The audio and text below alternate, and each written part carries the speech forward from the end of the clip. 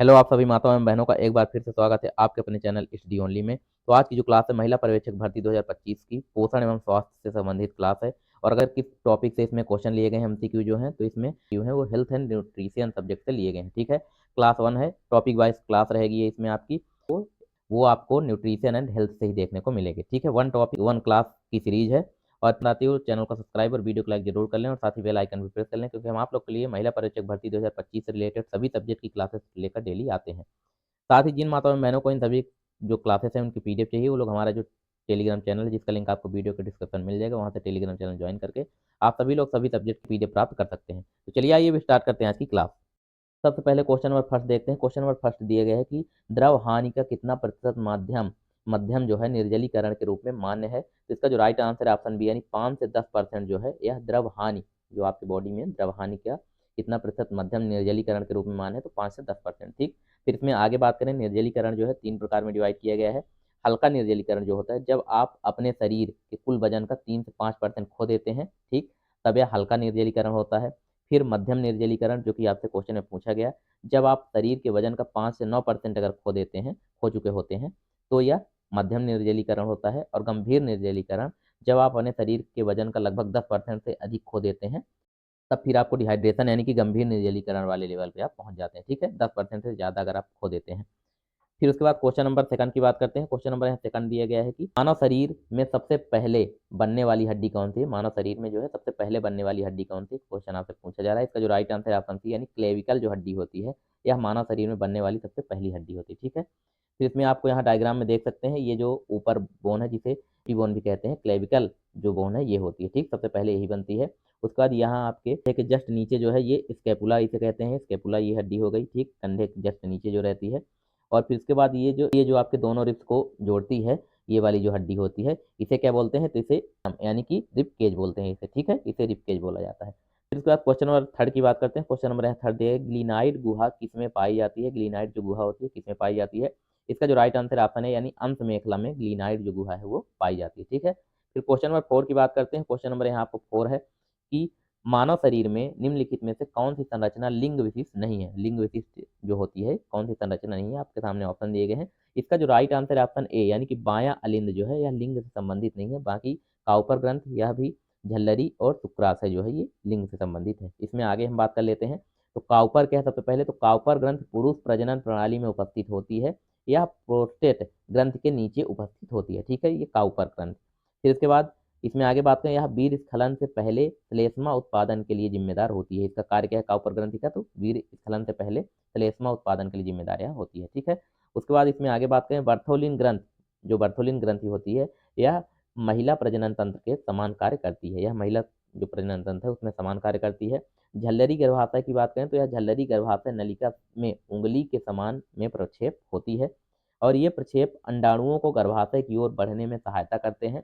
और शुक्राशय पश्च पार्श्व भाग पर युग्मित वाहिनी परक संरचनाएं हैं। ठीक है, शुक्राशय की बात की जा रही है। शुक्राशय क्या होता है, तो पश्च पार्श्व जो भाग पर युग्मित वाहिनी परक संरचनाएं हैं वो होती हैं, और ये तरल पदार्थों का उत्पादन करते हैं जो वीर्य में परिवर्तित हो जाता है। ठीक है, फिर इसके बाद क्वेश्चन नंबर 5 की बात करते हैं। क्वेश्चन नंबर यहाँ 5 दिया गया है कि यकृत विद्रति लीवर एब्सेस जिसे बोलते हैं मुख्य रूप से किसमें होता है। जो लीवर एब्सेस होता है मुख्य रूप से किसमें होता है, ये आपके सामने ऑप्शन दिए गए हैं। तो इसका जो राइट आंसर ऑप्शन ए होगा, यकृत की दाई पाली में होता है। लीवर एब्सेस कहाँ होता है, तो यकृत के लीवर जो है एब्सेस यकृत के दाई साइड में होता है। ठीक है, तो इसमें आगे बात करें तो यकृत विद्रत क्या होता है, तो यकृत विद्रत जीवाणु कवक या परजीवी के कारण यकृत में पस का संग्रह होता है। ठीक, और इसमें 50% अकेला यकृत विद्रत यकृत के दाहिनी पाली यानी कि दाहिने साइड में अधिक रक्त आपूर्ति के साथ एक और महत्वपूर्ण हिस्सा में होता है, जो आमतौर पर बाएं यकृत यानी बाएं साइड में या पुच्छ पाली में होता है। ठीक, उसका क्वेश्चन नंबर 6 की बात करते हैं। क्वेश्चन नंबर यहाँ 6 दिया गया है, अंतर्ग्रहण निर्ग्रहण जो होता है कि अंतर फिर क्वेश्चन नंबर 6 दिया गया है कि अंतर्ग्रहण निर्गम को रिकॉर्ड करते समय नर्स को मानव शरीर से अनभिज्ञ जल के नुकसान पर विचार करना होता है, और सामान्य डैश डैश होता है। सामान्य कितना होता है, तो इसका जो राइट आंसर ऑप्शन सी है, 800 मिलीलीटर। सामान्य जो जल होता है वो कितना होता है, तो 800 मिलीलीटर। ठीक है, जो जल नुकसान का विचार करना होता है, तो इसका जो राइट आंसर है 800 मिलीलीटर। ठीक, फिर क्वेश्चन नंबर 7 की बात करते हैं। क्वेश्चन नंबर 7 दिया गया है कि त्वचा की सतही परत को क्या कहा जाता है। जो त्वचा है अपनी, इसकी सतही परत को क्या कहा जाता है, तो इसका जो राइट आंसर है ऑप्शन बी है, एपिडर्मिस कहा जाता है। इसे क्या कहा जाता है, जो लेयर होती है अपनी 7 लेयर होती है त्वचा में, आप सभी को पता होगा। तो इसकी जो त्वचा की लेयर है इसे एपिडर्मिस कहा जाता है, ठीक है। उसका क्वेश्चन नंबर 8 की बात करते हैं। क्वेश्चन नंबर यहाँ 8 दिया गया है कि मानव शरीर की सबसे लंबी नस या सिरा कौन सी होती है। मानव शरीर में जो सबसे लंबी नस या सिरा कौन सी होती है, ये आपके सामने ऑप्शन दिए गए हैं। तो इसका जो राइट आंसर ऑप्शन है ग्रेट सेफनेस जो है, या मानव शरीर में सबसे लंबी नस या सिरा होती है, कौन सी, ग्रेट सेफनेस, ठीक है। फिर क्वेश्चन नंबर 9 की बात करते हैं। क्वेश्चन नंबर यहाँ 9 दिया गया है कि मानव शरीर में सबसे बड़ी ग्रंथि कौन सी है। मानव शरीर में सबसे बड़ी ग्रंथि कौन सी होती है, ये आपके सामने ऑप्शन दिए गए हैं। इसका जो राइट आंसर ऑप्शन बी यानी यकृत, लीवर जो है मानव शरीर में सबसे बड़ी ग्रंथि होती है, ठीक है। और फिर इसमें आगे बात करें तो यह साइट्स नामक विशेष कोशिकाओं से यह बना होता है, और यकृत के अध्ययन को हिप्टोलॉजी कहा जाता है। यकृत के जो अध्ययन है इसको हिप्टोलॉजी कहा जाता है। हिपेटोसाइट्स से मिलकर यह बना होता है, ठीक है। और यह अंग है, यह वह अंग है जो बड़ी मात्रा में विटामिन ए का भंडारण करता है। तो विटामिन ए का जो भंडारण अपने शरीर में कहाँ होता है, तो लीवर में, यकृत में, ठीक है। ये भी क्वेश्चन आपको ध्यान रखना है। उसका बाद क्वेश्चन नंबर 10 की बात करते हैं। क्वेश्चन नंबर 10 दिया गया है कि फुफ्फुस गुहा में मवाद कहलाता है। जो फुफ्फुस गुहा होता है वह मवाद क्या कहलाता है। इसका जो राइट आंसर है ऑप्शन बी है अंतःपुयता, एम्फीयमा जो होता है यह फुफ्फुस गुहा में मवाद कहलाता है। फिर इसमें आगे बात करें अंतःपुयता क्या होता है, तो एम्फीयमा जो है फुफ्फुस गुहा में मवाद का संचय है। पियोथायरेक्स या फिट्स के रूप में भी इसे जाना जाता है, ठीक है। फिर क्वेश्चन नंबर 11 की बात करते हैं। क्वेश्चन नंबर 11 दिया गया है कि मोटापे का निदान बीएमआई की गणना करके किया जा सकता है, जिसका अर्थ होता है, बीएमआई का अर्थ क्या होता है, ये क्वेश्चन आपसे पूछा जा रहा है।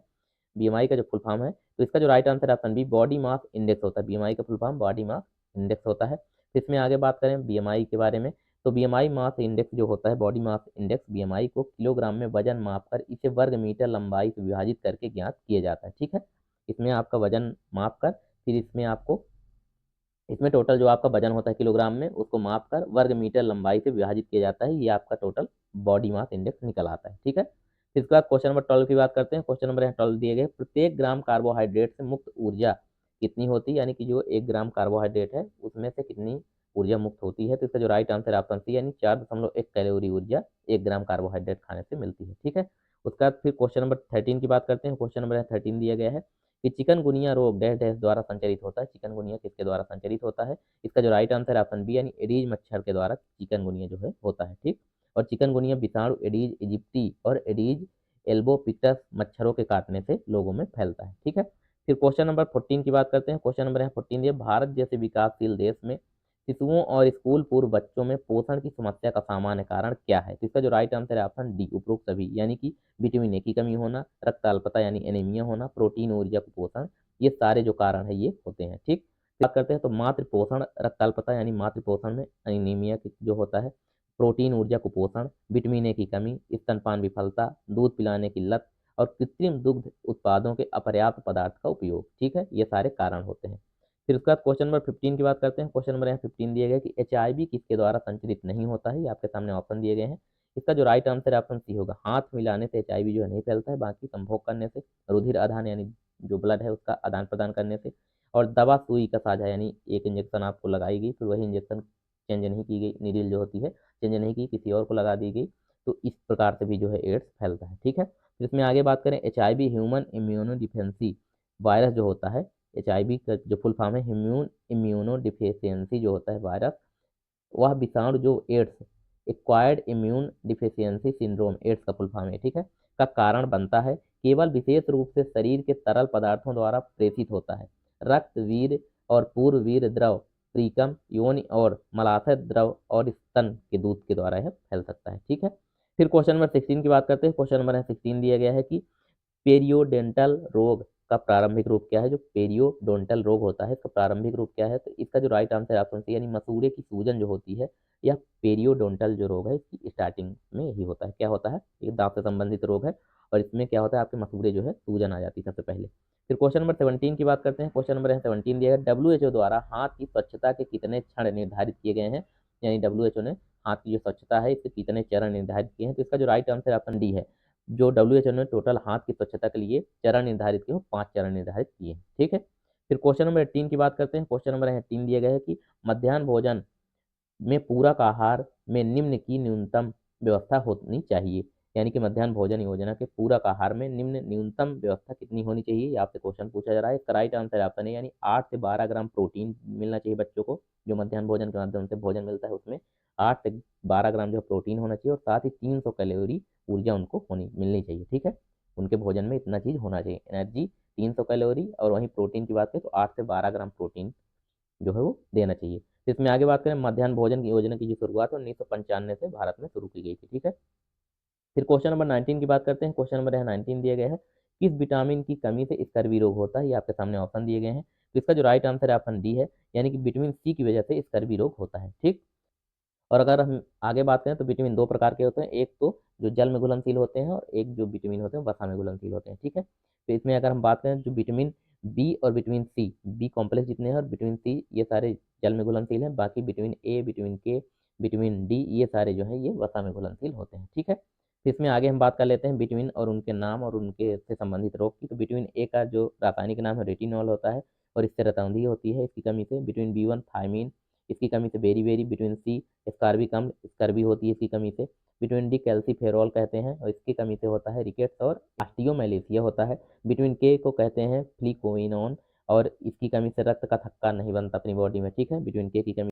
फिर विटामिन बी टू को भी बात करें तो राइबोफ्लोविन इसे बोलते हैं और त्वचा का फटना जो है विटामिन बी टू की जब कमी हो जाती है अपनी बॉडी में तो त्वचा फटने लगती है। ठीक है, फिर क्वेश्चन नंबर 20 की बात करते हैं। क्वेश्चन नंबर यहाँ 20 दिया गया, संचारी रोग की रोकथाम में प्राथमिक रोकथाम किससे होती है, ये आपके सामने ऑप्शन दिए गए हैं। इसका जो राइट आंसर ऑप्शन है यानी कि टीकाकरण के माध्यम से जो संचारी रोग होते हैं उनकी रोकथाम के लिए जो प्राथमिक उपचार है वो टीकाकरण होता है। ठीक, फिर क्वेश्चन नंबर 21 की बात करते हैं। क्वेश्चन नंबर 21 है, गर्भावस्था के दौरान एक महिला का कुल वजन कितना बढ़ जाता है, ये आपके सामने ऑप्शन दिए गए हैं। इसका जो राइट आंसर ऑप्शन बी यानी कि 11 से 14 किलोग्राम तक जो गर्भावस्था में माता बहनें जो गर्भावस्था में होती हैं तो उनका जो वजन है वो 11 से 14 किलोग्राम तक बढ़ जाता है। ठीक है, फिर क्वेश्चन नंबर 22 की बात करते हैं। क्वेश्चन नंबर 22 दिया गया है कि पेंटावैलेंट टीके में क्या होता है। जो पेंटावैलेंट टीका होता है उसमें क्या होता है, तो इसका जो राइट आंसर ऑप्शन है यानी कि 5 रोगों का टीका होता है। पेंटावैलेंट यानी 5 रोगों का टीका, और पेंटागोन यानी 5 होता है। ठीक है, तो पेंटा जो बना है ये 5 से बना है, 5 से बना है, तो पेंटा वैलेंट आपको ध्यान रखना है, 5 रोग का टीका होता है। ठीक है, फिर इसमें आगे हम बात करें किस किस टीके की बात की जा रही है जो पेंटागोन टीका है, तो इसमें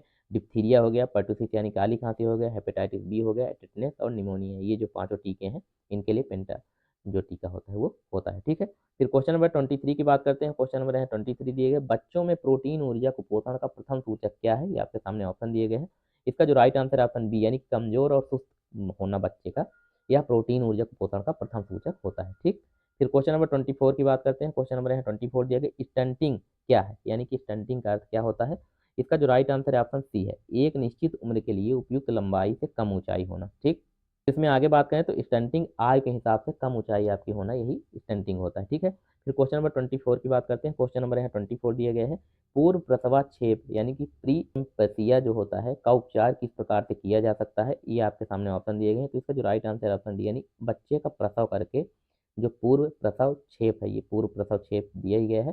प्री एक जो होता है इसका उपचार की बात की जा रही है, तो इसका जो उपचार का प्रकार है बच्चे का प्रसव करके। फिर इसमें आगे बात कर लेते हैं, तो पूर्व प्रसवाक्षेप जो होता है गर्भावस्था की एक जटिलता है, गर्भावस्था की एक जटिलता है। पूर्व प्रसवाक्षेप के साथ महिलाओं को उच्च रक्तचाप, शोध, मूत्र में प्रोटीन का उच्च स्तर हो सकता है जो वृक्क की क्षति, प्रोटीन में जिसे बोलते हैं, या अंग क्षति के अन्य लक्षणों का संकेत देता है। ठीक है, तो इसमें क्वेश्चन नंबर 25 की बात करते हैं। क्वेश्चन नंबर 25 दिया गया, राष्ट्रीय अंधता नियंत्रण कार्यक्रम किस वर्ष में शुरू किया गया था, ये आपके सामने ऑप्शन दिए गए। इसका राइट आंसर ऑप्शन है यानी 1976 में जो राष्ट्रीय अंधता नियंत्रण कार्यक्रम है वह किस वर्ष शुरू किया गया था, तो इसका राइट आंसर है ऑप्शन ए 1976 में। ठीक, अंधता और दृष्टिहीनता के नियंत्रण के लिए राष्ट्रीय जो कार्यक्रम है तो इसको 1976 में 100% केंद्र प्रायोजित यानी 100% केंद्र सरकार के सहयोग से शुरू किया गया था।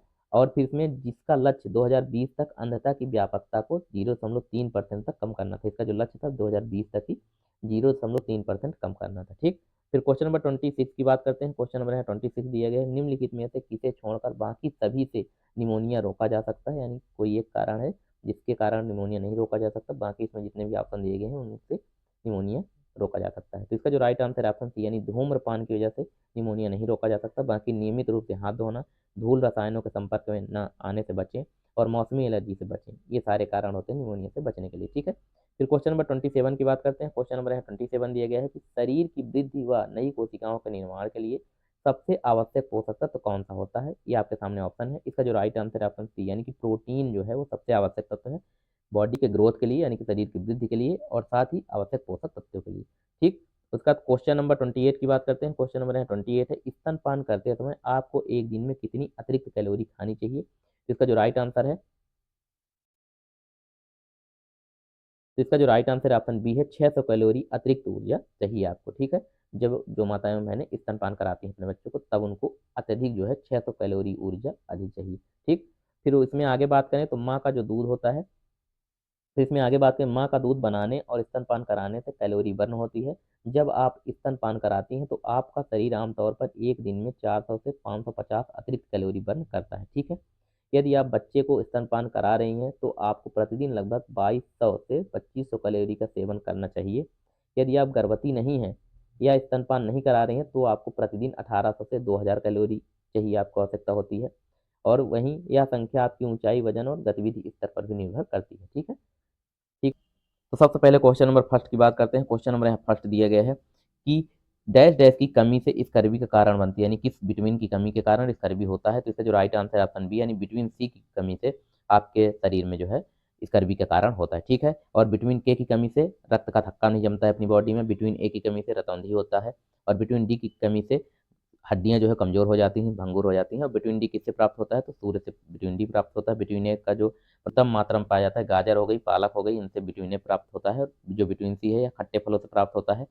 ठीक है, फिर इसके बाद क्वेश्चन नंबर सेकंड की बात करते हैं। क्वेश्चन नंबर यहाँ सेकंड दिया है कि गंभीर तीव्र कुपोषण क्या होता है? यानी जो गंभीर और तीव्र कुपोषण है, ये आपके सामने ऑप्शन दिए गए हैं। इसमें राइट इसका जो आंसर है ऑप्शन डी होगा कि ऊंचाई 7 स्कोर के लिए वजन जो है जो कम है -3 हो, यानी ऊंचाई के हिसाब से अगर आपका वजन कम है, यानी गंभीर तीव्र कुपोषण का कारण हो सकता है। ठीक है, फिर इसमें आगे हम बात करें क्या होता है ये, तो गंभीर तीव्र कुपोषण को ऊंचाई के लिए बहुत कम औसत वजन WHO विकास मानकों के, यानी कि ये जो डेटा है यह WHO के मानक के अनुसार है कि ऊंचाई मानकों 7 स्कोर के लिए और वजन जो है -3 दृश्यमान गंभीर अक्षय या पोषण की कमी के कारण है जो रोग होता है ये होता है। ठीक है, क्वेश्चन नंबर 3 की बात करते हैं। क्वेश्चन नंबर यहाँ 3 दिए गए, कुपोषण में वृद्धि रोध किसे कहते हैं? कुपोषण में वृद्धि रोध किसे कहते हैं? इसका जो राइट आंसर है ऑप्शन ए होगा, आयु के अनुसार लंबाई कम होना ही वृद्धि रोध होता है। ठीक, फिर क्वेश्चन नंबर 4 की बात करते हैं। क्वेश्चन नंबर यहाँ 4 दिए गए हैं कि शरीर की वृद्धि के लिए जो है आवश्यक खाद्य क्या होता है? अपनी बॉडी के लिए, मतलब जो वृद्धि के लिए सबसे महत्वपूर्ण खाद्य क्या होता है? ये आपके सामने ऑप्शन दिए गए हैं। तो इसका जो राइट आंसर ऑप्शन बी होता है, प्रोटीन युक्त जो खाद्य हैं ये सर्वाधिक महत्वपूर्ण होते हैं अपनी बॉडी के लिए,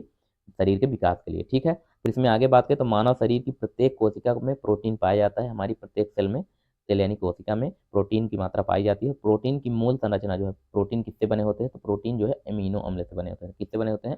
प्रोटीन अमीनो अम्ल से बने होते हैं। ठीक है, फिर इसमें आगे बात करें तो शरीर को ठीक होने तथा नई कोशिकाओं के निर्माण में सहायता करने के लिए हमें अपने आहार में प्रोटीन की आवश्यकता होती है। ठीक, फिर क्वेश्चन नंबर 5 की बात करते हैं। क्वेश्चन नंबर 5 दिए गए हैं कि अप्रत्यक्ष या पोषण संवेदनशील हस्तक्षेप में क्या शामिल है? ये आपके सामने ऑप्शन दिए गए हैं। इसका जो राइट आंसर ऑप्शन है, यानी कि विटामिन डी की खुराक जो है वो अप्रत्यक्ष या पोषण संवेदनशील हस्तक्षेप में शामिल होता है। ठीक है, फिर इसमें आगे बात करते हैं, रूएल और एल्डमैन जो है वैज्ञानिक है, 2013 के अनुसार पोषण संवेदनशील हस्तक्षेप स्वास्थ्य हस्तक्षेप के लिए प्रदान की जाने वाली सहायता को संदर्भित करता है जो पोषण के अंतर्हित निर्धारकों को प्रभावित करता है। ठीक, फिर क्वेश्चन नंबर 6 की बात करते हैं। क्वेश्चन नंबर 6 दिया है, किस पोषक तत्व की कमी से रतौंधी होता है? यह आप सभी को पता होगा, विटामिन ए, यानी जो विटामिन ए है उसकी कमी से रतौंधी होता है। ठीक है, फिर इसमें आगे बात कर लेते हैं बाकी पोषक तत्वों के बारे में। तो विटामिन सी की कमी से चर्बी होता है। प्रोटीन की कमी से क्वाशियोरकर जो बीमारी वो होती है। विटामिन के की कमी से रक्तस्रावी रोग, यानी कि जो रक्त का थक्का नहीं जमता है अपनी बॉडी में, तो जिससे कि आपका रक्तस्राव जो है कंटिन्यू होता रहेगा अगर आपकी बॉडी में विटामिन के की कमी है। ठीक, और विटामिन ए की वजह से रतौंधी होता है, विटामिन ए की कमी से रतौंधी होता है। ठीक है, फिर क्वेश्चन नंबर 7 की बात करते हैं। क्वेश्चन नंबर यहाँ 7 दिया गया है, औसत गर्भावस्था के दौरान आयरन की कुल आवश्यकता कितनी होती है? आपके सामने ऑप्शन दिए गए हैं। तो जो औसत गर्भावस्था के दौरान है तो आयरन की आवश्यकता 1000 मिलीग्राम आवश्यकता होती है। ठीक है, जब गर्भावस्था होती है औसत। फिर उसके बाद इसमें आगे बात करें तो यद्यपि मासिक धर्म की अनुपस्थिति जब गर्भावस्था में हो जाती है माता बहनें, तो उनकी जो मासिक धर्म है वो अनुपस्थित हो जाता है। ठीक, फिर मासिक धर्म नहीं आता है, तो के कारण पहली तिमाही, उसी की बात बताई जा रही है कि पहली तिमाही में आयरन की आवश्यकता कम होती है। जो फर्स्ट तिमाही है उसमें आयरन की आवश्यकता कम होती है, लेकिन उसके बाद उनमें लगातार वृद्धि होती है। फिर उसके बाद तिमाही के बाद लगातार आयरन की मात्रा की वृद्धि होती है। वो कैसे? तो 55 किलो वजन वाली माताओं को, जिनका वेट जो है वो 55 किलो है लगभग, तो उनको कुल आवश्यकता 1000 मिलीग्राम की होती है आयरन की, क्योंकि फिर क्या है कि बच्चे को भी ज़रूरत पड़ती है, तो सारी जो भी माताएँ खाती हैं तो वो सारा चीज़ बच्चे को भी जाता है, वो जाता किसके माध्यम से, प्लेसेंटा के माध्यम से, ठीक है। तो इसलिए उनको ज़्यादा ज़रूरत पड़ती है, आयरन हो गया, प्रोटीन हो गया, सभी चीज़ों की ज़्यादा आवश्यकता होती है, ठीक। इसका क्वेश्चन नंबर 8 की बात करते हैं। क्वेश्चन नंबर 8 दिया गया है कि दांतों व हड्डियों के निर्माण के लिए क्या आवश्यक है? तो इसका जो राइट आंसर है ऑप्शन बी होगा। कैल्शियम जो है हमारी दांतों और हड्डियों के लिए इंपॉर्टेंट होता है, क्योंकि कैल्शियम से ही हमारे दांत और हड्डी जो है बने होते हैं, ठीक है। अपने दांतों में सबसे मजबूत जो तत्व पाया जाता है दांतों में, तो वो एनिमल होता है, ठीक है। अपनी बॉडी का सबसे स्ट्रॉन्गेस्ट जो पार्ट है वो एनिमल होता है। फिर इसमें आगे बात करें तो स्थूल पोषक तत्व जिनकी हमें अपने शरीर में भारी मात्रा में आवश्यकता होती है, तो इनकी बात कर लेते हैं। पोषक तत्व जिनकी सबसे ज़्यादा हमको ज़रूरत होती है डेली, तो सबसे पहले कार्बोहाइड्रेट है, वसा है, प्रोटीन और जल, इनकी जो है स्थूल पोषक तत्व के अंतर्गत ही आते हैं, ठीक है। फिर सूक्ष्म पोषक तत्व, वे पोषक तत्व जिनकी हमें कम मात्रा में आवश्यकता होती है, तत्वों से जो स्थूल पोषक तत्व हैं इनकी अपेक्षा कम मात्रा में। तो इसकी बात करें तो विटामिन, खनिज पदार्थ और आहार रेशे यानी कि जो फाइबर है, इनकी ज़रूरत हमें कम मात्रा में होती है, ठीक है। फिर क्वेश्चन नंबर 9 की बात करते हैं। क्वेश्चन नंबर है 9 दिया गया कि शिशु में विटामिन डी का दैनिक सेवन कितना अनुशंसित है? यानी कि जो बच्चा है, शिशु है, उसको दैनिक जीवन में यानी डेली की बात की जा रही है, उसको कितना विटामिन डी की आवश्यकता होती है? इसका राइट आंसर है ऑप्शन सी 4 IU यानी कि इंटरनेशनल यूनिट जो है 400 इंटरनेशनल यूनिट उसको आवश्यकता होती है, ठीक है, शिशु को। फिर इसमें आगे बात कर लेते हैं। 12 महीने से कम आयु के बच्चों को हर दिन 400 IU यानी 400 इंटरनेशनल यूनिट विटामिन डी की आवश्यकता होती है, ठीक। और 12 से 24 महीने के बच्चों को प्रतिदिन 600 इंटरनेशनल यूनिट विटामिन डी की आवश्यकता होती है, ठीक। ये आपको डेटा जो है वो ध्यान रखना है। फिर इसमें आगे बात करें तो विटामिन डी के विभिन्न रूप हैं, जिनमें एर्गो कैल्सीफेरॉल हो गया, विटामिन D2 हो गया, और कोले कैल्सीफेरॉल विटामिन D3 हो गया, ठीक है। विटामिन डी के दो प्रकार हैं, विटामिन D2 और विटामिन D3, ये इनका रासायनिक नाम है, ठीक है। फिर आगे क्वेश्चन नंबर 10 की बात करते हैं। क्वेश्चन नंबर 10 दिया है कोलेस्ट्रॉल एक डेड है, यानी कोलेस्ट्रॉल जो होता है क्या होता है? इसका जो राइट आंसर है ऑप्शन ए, यानी कि यह लिपिड और स्टेरोल होता है। कोलेस्ट्रॉल क्या होता है? तो लिपिड स्टेरोल होता है, ठीक है। तो इसमें आगे बात कर लेते हैं। मानव शरीर की कोशिकाओं के निर्माण और विटामिन और अन्य हार्मोन बनाने के लिए कोलेस्ट्रॉल की आवश्यकता होती है। तो कोलेस्ट्रॉल जो है क्या कार्य करता है? तो मानव शरीर में अपनी जो बॉडी है उसमें सेल यानी कोशिकाओं का निर्माण हो गया, विटामिन और अन्य हार्मोन बनाने के लिए उपयोग किया जाता है, ठीक है। फिर क्वेश्चन नंबर 11 की बात करते हैं। क्वेश्चन नंबर 11 दिया गया है, निम्नलिखित में से क्या मुख्य रूप से बाल्यावस्था की बीमारियों के लिए उत्तरदायी है? बाल्यावस्था की बीमारियों के लिए क्या मुख्य रूप से उत्तरदायी है? क्वेश्चन आपसे पूछा जा रहा है। इसका जो राइट आंसर है ऑप्शन सी, यानी कुपोषण जो है यह मुख्य रूप से बाल्यावस्था की बीमारियों के लिए उत्तरदायी होता है। क्या? कुपोषण। फिर इसमें आगे बात करते हैं तो हमारे देश में यानी भारत में 5 वर्ष से कम आयु के बच्चों की मृत्यु जो है का लगभग 30% से 50% कुपोषण से जुड़ा है। यानी अपने देश में जो बच्चे की मृत्यु हो जाती है लगभग उनमें से 30 से 50% जो बच्चे मरते हैं 5 वर्ष से कम आयु के, उनको कुपोषण की शिकायत रहती है, इसकी वजह से वो मरते हैं, ठीक है। फिर इसका क्वेश्चन नंबर 12 की बात करते हैं। क्वेश्चन नंबर 12 दिया गया है कि प्रशिक्षण कार्यक्रम में एथलीट के खुराक में कार्बोहाइड्रेट की मात्रा कितनी होनी चाहिए? जब किसी एथलीट को प्रशिक्षण दिया जाता है उस टाइम पे पूछा जा रहा है कि उनको कार्बोहाइड्रेट की मात्रा कितनी डेली देनी है। तो इसका जो राइट आंसर है ऑप्शन ए, यानी कि 60 से 65% जो है एथलीट के खुराक में जो प्रशिक्षण के टाइम है उनकी बात की जा रही है, उनको 60 से 65% कार्बोहाइड्रेट की मात्रा देनी होती है। कि जो और ज़्यादा मेहनत करते हैं एथलीट, उनको फिर तो उनके खुराक में 90 से 95% जो है कार्बोहाइड्रेट की मात्रा देनी होती है, ठीक है। फिर क्वेश्चन नंबर 13 की बात करते हैं। क्वेश्चन नंबर यहाँ 13 दिया गया है कि निम्नलिखित में से किस खाद्य पदार्थ की कमी ग्वाइटर का कारण बनती है? यानी किस खाद्य पदार्थ की कमी के कारण अपने गले में जो है वो ग्वाइटर, एक घेंगा, वो हो जाता है। तो इसका जो राइट आंसर है ऑप्शन ए है आयोडीन, यानी कि आयोडीन की कमी के कारण ग्वाइटर जो रोग है वो होता है, ठीक है। ग्वाइटर रोग में क्या होता है कि अपनी जो यहाँ थायराइड ग्रंथि है यह सूज जाती है, बड़ी हो जाती है, जिसकी वजह से आप कुछ भी निगलते हैं, गुटकते हैं, तो वो फिर उसमें दर्द होता है, ठीक है। तो वो ग्वाइटर हो जाता है और यहाँ गला भी सूज जाता है, क्योंकि यह जो अंदर थायराइड ग्रंथि है अगर ये सूजेगी तो बाहर भी एक जो गला है आपका ये भी सूजेगा, ठीक। इसमें आगे बात कर लेते हैं। तो ग्वाइटर जिसे गंडमाला भी बोलते हैं, यह एक अवर्धित थायराइड ग्रंथि के कारण गर्दन में सूजन है। सामान्य थायराइड ग्रंथि अगम्य है, यानी कि सामान्य से ज़्यादा है सूज जाती है, ठीक है। तो इसमें आगे बात करें क्वेश्चन नंबर 14। तो क्वेश्चन नंबर 14 दिया गया बेरी बेरी रोग किसकी कमी से होता है? इसका राइट आंसर है ऑप्शन बी, यानी विटामिन B1 की कमी के कारण बेरी बेरी रोग होता है, ठीक। आगे बात कर लेते हैं किस विटामिन की कमी से क्या रोग होता है? तो विटामिन डी की कमी से रिकेट्स होता है, और इसमें क्या हो जाता है रिकेट्स में? तो हड्डियां मुलायम और मुड़ जाती हैं, ठीक है। फिर आगे विटामिन B1 की कमी से बेरी बेरी होता है। इसमें क्या होता है बेरी बेरी में? तो कमजोर मांसपेशियां और काम करने के लिए बहुत ही कम ऊर्जा बचती है बॉडी में, ठीक। फिर विटामिन सी की बात करें तो विटामिन सी की कमी से स्कर्वी हो जाता है, और स्कर्विस क्या होता है, मसूड़ों में खून आना, घाव भरने में अधिक समय लगता है, ठीक है, विटामिन सी की कमी से। और विटामिन के की कमी से रक्त स्कंदन यानी रक्तस्राव जो है यह नहीं रुकता है और वो नहीं जमता है, खून लगातार बहता रहता है विटामिन के की कमी से, ठीक है। फिर इसके बाद क्वेश्चन नंबर 15 की बात करते हैं। क्वेश्चन नंबर 15 दिया है, गर्भ के तीसरे तिमाही में कैल्शियम की प्रतिदिन आवश्यकता कितनी होती है। जब गर्भ का तीसरी तिमाही होती है तब आपको कैल्शियम की कितनी आवश्यकता होती है। इसका जो राइट आंसर है ऑप्शन डी यानी कि 1000 मिलीग्राम आवश्यकता होती है, ठीक है। आयरन की भी 1000 मिलीग्राम आवश्यकता होती है तीसरी तिमाही में, और यही जो कैल्शियम है उसकी भी जो आवश्यकता है 1000 मिलीग्राम ही आवश्यकता होती है। क्वेश्चन आपको ध्यान रखना है, ठीक है। फिर क्वेश्चन नंबर 16 की बात करते हैं। क्वेश्चन नंबर 16 है, प्रोटीन का सबसे समृद्ध स्रोत क्या है। ये आपके सामने ऑप्शन दिए गए हैं। इसका जो राइट आंसर ऑप्शन है यानी कि सोयाबीन जो है प्रोटीन का सबसे समृद्ध स्रोत माना गया है। सोयाबीन अपने एमपी में सबसे ज्यादा होता है, अपने एमपी को सोया प्रदेश भी कहते हैं, ठीक है, होते हैं, ठीक है। फिर क्वेश्चन नंबर 17 की बात करते हैं। क्वेश्चन नंबर 17 है, निम्नलिखित में से कौन सा भोजन का घटक नहीं है। ये आपके सामने ऑप्शन दिए गए हैं। इसका राइट आंसर ऑप्शन डी, संतुलित आहार जो है भोजन का घटक नहीं है, क्योंकि ये सारा चीज मिलकर ही संतुलित आहार बनता है। बाकी विटामिन, कार्बोहाइड्रेट और जो प्रोटीन है सारे भोजन के घटक होते हैं, ठीक है। फिर क्वेश्चन नंबर 18 की बात करते हैं। क्वेश्चन नंबर 18 दिया गया है कि जंतु भोज्य पदार्थों और वनस्पति भोज्य पदार्थों द्वारा क्या प्राप्त होता है। जो जंतु भोज्य पदार्थ हैं और जो वनस्पति भोज्य पदार्थ हैं उनके द्वारा क्या प्राप्त होता है, ये आपसे क्वेश्चन पूछा जा रहा है।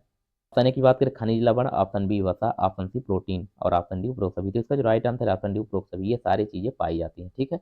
फिर क्वेश्चन नंबर 19 की बात करते हैं। क्वेश्चन नंबर 19 दिया गया है, क्वेश्योरकर नामक जो कुपोषण संबंधित विकार किसके कारण उत्पन्न होता है। अभी हमने आपको ऊपर भी बताया है। इसका जो राइट आंसर है ऑप्शन डी, प्रोटीन की कमी के कारण क्वेश्योरकर नामक जो कुपोषण की संबंधित विकार है वो उत्पन्न होता है अपनी बॉडी में, ठीक। फिर इसमें आगे बात कर लेते हैं, कहते हैं क्वेश्योरकर के बारे में। तो जिसे एडमेटस कुपोषण यानी इसे क्या और कहा जाता है, एडमेटस कुपोषण भी कहा जाता है। और यह मुख्य रूप से एडिमा सोफ या द्रव प्रतिधारण से संबंधित होता है। यह आहार में प्रोटीन की कमी के कारण होने वाला कुपोषण का एक रूप होता है, ठीक है। फिर क्वेश्चन नंबर 20 की बात करते हैं। क्वेश्चन नंबर 20 दिया गया है कि निम्न में से कौन से तत्व की कमी से टिटैनी रोग होता है।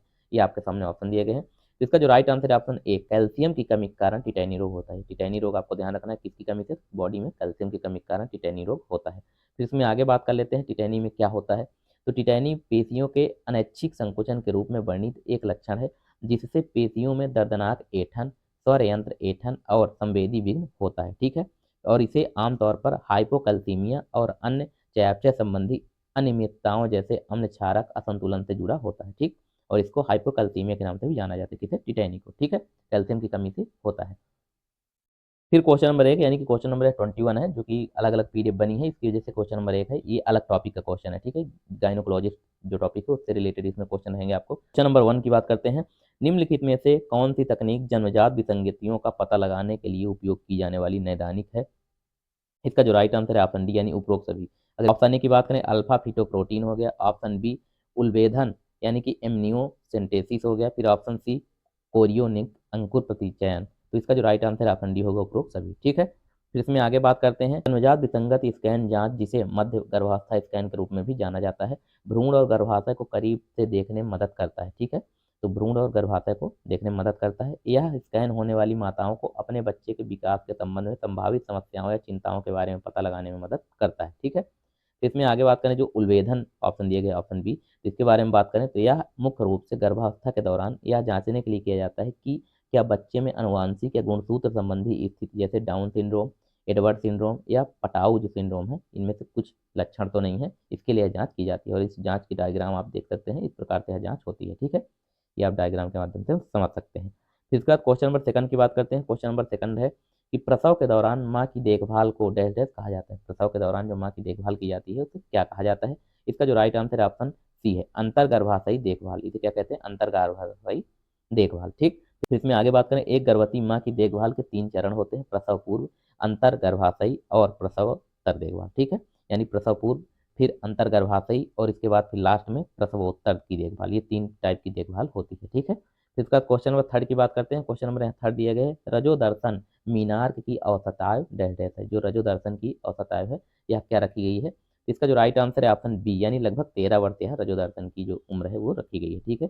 रजो दर्शन क्या होता है, तो महिला में पहला जो मासिक धर्म है इसे रजो दर्शन के नाम से जानते हैं, रजो दर्शन कहते हैं, ठीक है। फिर क्वेश्चन नंबर 4 की बात करते हैं। क्वेश्चन नंबर 4 है, लेवोनो रेस्टेल जो होता है एलएनजी आईयूसीडी को हर बार कितने समय पर बदलना चाहिए, क्वेश्चन आपसे पूछा जा रहा है। इसका जो राइट आंसर है ऑप्शन है यानी लगभग 5 वर्ष में हर बार इसे हर साल बदलना चाहिए, ठीक है, 5 वर्ष में। इसमें आगे बात करें, लेवोनो गैस्ट्रल जो है मोचक अंतर्गर्भाशयी तंत्र का एक उपकरण है जिसमें मादा हार्मोन और लेवोनोगेस्ट्रल, जिसमें मादा हार्मोन क्या होता है, लेवोनोगेस्ट्रोल जो है, लेवोनोगेस्ट्रेल जो है यह क्या होता है, तो एक मादा हार्मोन होता है। इसे गर्भाशय गर्भ में रखा जाता है जहां यह 3 से 5 वर्ष तक सगर्भता को रोकने के लिए धीरे धीरे हार्मोन का स्राव करता है। ठीक है, फिर क्वेश्चन नंबर 5 की बात करते हैं। क्वेश्चन नंबर 5 दिया गया है कि गर्भावस्था के दौरान सगर्भता मधुमेह के प्रबंधन में एक नर्स की प्राथमिकता भूमिका क्या होती है, यानी प्राथमिक भूमिका एक नर्स की क्या होती है गर्भावस्था के दौरान सगर्भता मधुमेह के प्रबंधन के लिए। ठीक है, क्वेश्चन आपसे पूछा जा रहा है। इसका जो राइट आंसर है ऑप्शन बी होगा, आहार संबंधी सलाह प्रदान करना और रक्त ग्लूकोज रीडिंग की निगरानी करना, यह जो सगर्भता मधुमेह के प्रबंधन के लिए एक नर्स की प्राथमिक भूमिका होती है। ठीक, इसमें आगे बात करें क्या होता है सगर्भता, तो सगर्भता मधुमेह मधुमेह का एक रूप है जो गर्भावस्था के दौरान होता है, आमतौर पर दूसरे या तीसरे तिमाही में होता है। ठीक, और इसमें रक्त शर्करा का स्तर उच्च होता है जो हार्मोन परिवर्तन और इंसुलिन प्रतिरोध में वृद्धि के कारण विकसित होता है। ठीक है, फिर क्वेश्चन नंबर 6 की बात करते हैं। क्वेश्चन नंबर 6 दिया गया है कि योनि परीक्षण करते समय निम्नलिखित में से कौन सा पार्टोग्राफ पर अंकित नहीं होता है। इसका जो राइट आंसर है ऑप्शन बी, यानी योनि का तापमान और गीलापन। ठीक, योनि परीक्षण करते समय निम्नलिखित में से कौन सा पार्टोग्राफ पर अंकित नहीं होता है, इसका राइट आंसर है ऑप्शन बी, योनि का तापमान और गीलापन। इसमें आगे बात करते हैं तो यह योनि गर्भाशय ग्रीवा की स्थिति और जन्म नाल के माध्यम से भ्रूण के अवरोहण की प्रगति का आकलन करने के लिए योनि का किया जाने वाला है परीक्षण होता है। ठीक है, फिर क्वेश्चन नंबर 7 की बात करते हैं। क्वेश्चन नंबर 7 दिया गया, पुरुष जनन तंत्र का वह भाग कौन सा है जहां नर युग्म उत्पादित होते हैं, जो नर युग्म है वो पुरुष के किस जनन तंत्र में उत्पादित होते हैं, तो इसका जो राइट आंसर है ऑप्शन में। ठीक, जो पुरुष जनन तंत्र है जहां नर युग्म उत्पादित होता है वृषण में उत्पादित होता है। ठीक है, फिर इसके बाद इसमें आगे बात कर लेते हैं, ये आपको डायग्राम के माध्यम से हमने दिखाया है। वृषण की जो वृषण है कि एक जोड़ी एकल वृषण जिसे बोलते हैं, दो शुक्राणु वाहिनियों और एक शिशन पुरुष जनन अंग है, और शुक्राणु एक एकल कोशिका है जिसमें सभी सामान्य कोशिकीय घटक होते हैं। यह मानव शरीर की सबसे छोटी कोशिका है। मानव शरीर की सबसे छोटी कोशिका की बात करें तो शुक्राणु होती है। ठीक है, और ये क्वेश्चन आपसे पूछा जा सकता है, और इसमें ये जो कोशिका है ये आपको दिखाई गई है, जो एक शुक्राणु है उसके बारे में बताया गया है, इसके बारे में ये एक शुक्राणु की बात की जा रही है। ठीक है, जो शुक्राणु की एकल कोशिका है ये वही है। ठीक, ये हेड हो गया, ये न्यूक्लियस हो गया, फिर ये आपको माइटोकॉन्ड्रिया हो गया, तो ये सारी चीज़ इसमें डायग्राम के माध्यम से आप देख सकते हैं। ठीक, फिर क्वेश्चन नंबर 8 की बात करते हैं। क्वेश्चन नंबर 8 दिया गया है कि गर्भ की सार्विक वृत्ति क्या होती है, जो गर्भ की सार्विक वृत्ति है ये क्या होती है, इसका राइट आंसर है ऑप्शन बी, यानी अंकुचन। इसे क्या कहते हैं, अंकुचन। फिर इसमें आगे बात करें, भ्रूण गर्भाशय के भीतर एक तरल एमीन से भरी एक बंद थैली में होता है। इसे गर्भावस्था के बाद के महीनों में गति करने की पर्याप्त स्वतंत्रता होती है।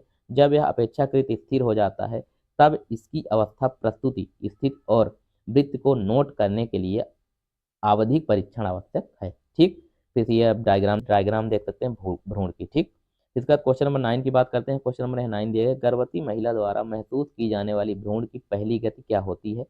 गर्भवती महिला द्वारा महसूस की जाने वाली भ्रूण की जो पहली गति है इसे क्या कहते हैं, इसका जो राइट आंसर है ऑप्शन सी है, क्विकनिंग। ठीक, इसे क्या कहते हैं, क्विकनिंग।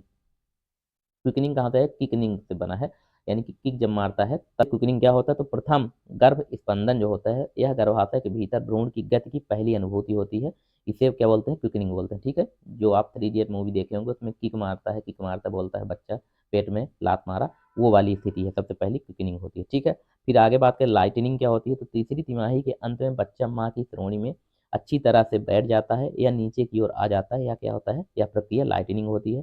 फिर थर्ड है इंगेजमेंट। यह संवेदना जो एक गर्भवती महिला को तब होती है जब भ्रूण का सबसे निचला भाग नीचे की ओर आता है और माँ की श्रोणी में संलग्न हो जाता है। ठीक है, फिर ये वाला जो हो गया थर्ड स्टेज वो एंगेजमेंट हो गया। उसके बाद उसका फोर्थ स्टेज जो है बैलोटमेंट, तो इसकी बात करते हैं। यह विस्थापित भ्रूण के वापसी प्रभाव को महसूस करके गर्भावस्था के निदान के लिए योनि में डाली गई उंगली द्वारा गर्भाशय की भित्ति के विरुद्ध ऊपर की ओर एक तेज धक्का होता है। ठीक है, तो इसे बोलते हैं बैलोटमेंट इसे बोलते हैं। ठीक है, ये चारों चीजें आपको हमने चारों ऑप्शन के बारे में बता दिया, इनमें से कुछ भी आ जाता है तो आपको ध्यान रखना है। ठीक, इसका क्वेश्चन नंबर 10 की बात करते हैं। क्वेश्चन नंबर 10 दिया गया, बच्चे के जन्म के तुरंत बाद शुरू होने वाली और लगभग 6 सप्ताह तक चलने वाली अवधि को डैश डैश कहा जाता है। इसका राइट आंसर है ऑप्शन ए, यानी कि प्रसूतावस्था कहा जाता है। इसे क्या कहा जाता है, प्रसूतावस्था।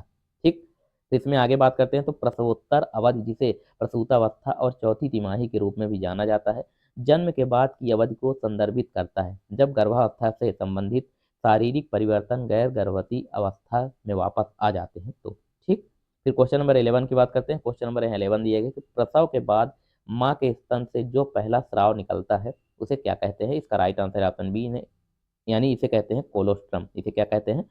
कोलोस्ट्रम। ठीक, फिर इसमें आगे बात कर लेते हैं। स्तनपान के दौरान यानी स्तनपान के शुरुआती दिनों में नई माताओं द्वारा स्रावित एक तरल पदार्थ कोलोस्ट्रम में पोषक तत्व होते हैं जो बच्चे की प्रतिरक्षा प्रणाली और इम्यून सिस्टम जिसे बोलते हैं बढ़ावा देते हैं और संक्रमण से लड़ने में मदद करते हैं। ठीक है, फिर क्वेश्चन नंबर 12 की बात करते हैं। क्वेश्चन नंबर 12 दिए गए मातृ और बाल मृत्यु दर को कम करने के लिए उपाय डैश डैश है, यानी जो मातृ है उनके बाल मृत्यु की दर कम करने के लिए कौन सा उपाय इनमें से है? इसका राइट आंसर ऑप्शन सी मातृ एवं शिशु कल्याण सेवा का प्रसार करना। ठीक है, फिर क्वेश्चन नंबर 13 की बात करते हैं। क्वेश्चन नंबर 13 दिया मतली और उल्टी जो आमतौर पर गर्भावस्था के 4 से 6 सप्ताह के आसपास शुरू होती है उसे क्या कहा जाता है? ठीक है, इसका राइट आंसर है ऑप्शन बी मॉर्निंग सिकनेस कहा जाता है।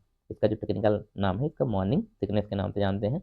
और यह जो है गर्भावस्था में मॉर्निंग सिकनेस पहले 3 महीनों के दौरान सामान्य है और आमतौर पर यह गर्भाधान के लगभग 9 सप्ताह के बाद शुरू होती है। ठीक है, फिर क्वेश्चन नंबर 14 की बात करते हैं। क्वेश्चन नंबर यहाँ 14 दिया गया प्रसव के दौरान अपरा निष्कासन किसके अंतर्गत आता है? ये आपके सामने ऑप्शन दिए गए हैं। इसका जो राइट आंसर ऑप्शन है यानी स्टेज थर्ड जो है प्रसव के दौरान अपरा निष्कासन के अंतर्गत आता है। कौन सा? तो स्टेज थर्ड। ये सारे जो क्वेश्चन है गायनोकोलॉजिस्ट से लिए गए हैं, तो इसमें गायनो वाले ही सारे, तो इसमें जितने भी क्वेश्चन है आपको इसी टाइप के क्वेश्चन दिखने को मिलेंगे और इनमें से क्वेश्चन आपके एक दो आ भी सकते हैं, तो इसलिए आपके लिए काफ़ी इंपॉर्टेंट क्वेश्चन है, आपको सारे क्वेश्चन ध्यान से देखना है। ठीक है, डायग्राम की बात करें तो यहाँ देखिए 3 स्टेज दी गई है। ठीक, एक ये फर्स्ट स्टेज हो गई, फिर ये सेकंड स्टेज हो गई और ये जो है लास्ट में थर्ड स्टेज है। ठीक, ये आप डायग्राम के माध्यम से देख सकते हैं और इन सभी के पीडीएफ आप लोग हमारे जो टेलीग्राम चैनल जिसका लिंक आपको वीडियो के डिस्क्रिप्शन में मिल जाएगा वहाँ से ज्वाइन करके सभी क्लासेस की पीडीएफ प्राप्त कर सकती हैं। उनमें सभी पीडीएफ में डायग्राम वायग्राम सब बना रहेगा आपको। ठीक है, तो ये जो सारे क्वेश्चन हैं आपको समझने में आसानी होगी। ठीक है, फिर क्वेश्चन नंबर 15 की बात करते हैं। एलएच में डैश डैश वृद्धि होती है, यानी एलएच में क्या वृद्धि होती है? तो इसका जो राइट आंसर है, फिर क्वेश्चन नंबर 15 की बात करते हैं। क्वेश्चन नंबर 15 है एलएच में डैश डैश वृद्धि होती है। इसका जो राइट आंसर है ऑप्शन सी यानी अंडोत्सर्ग में से 24 घंटे पहले। एलएच में वृद्धि कब होती है? अंडोत्सर्ग से 24 घंटे पहले वृद्धि होती है। ठीक है, फिर इसमें आगे बात करें हाइपोथैलेमस से जो जीएनआरएच गोनाडोट्रोप्स को उत्तेजित करता है, यानी कि हाइपोथैलेमस से जीएनआरएच जो है गोनाडोट्रोप्स को उत्तेजित करता है और गोनाडोट्रोप्स का क्या काम है? तो गोनाडोट्रोप्स एलएच का उत्पादन करते हैं। ठीक है, एलएच का उत्पादन कौन करते हैं? तो गोनाडोट्रोप्स करते हैं। ठीक, फिर क्वेश्चन नंबर 16 की बात करते हैं। क्वेश्चन नंबर 16 दिया है गर्भाशय में भ्रूण की हृदय गति की सामान्य औसत सीमा क्या है? ये आपसे क्वेश्चन पूछा जा रहा है।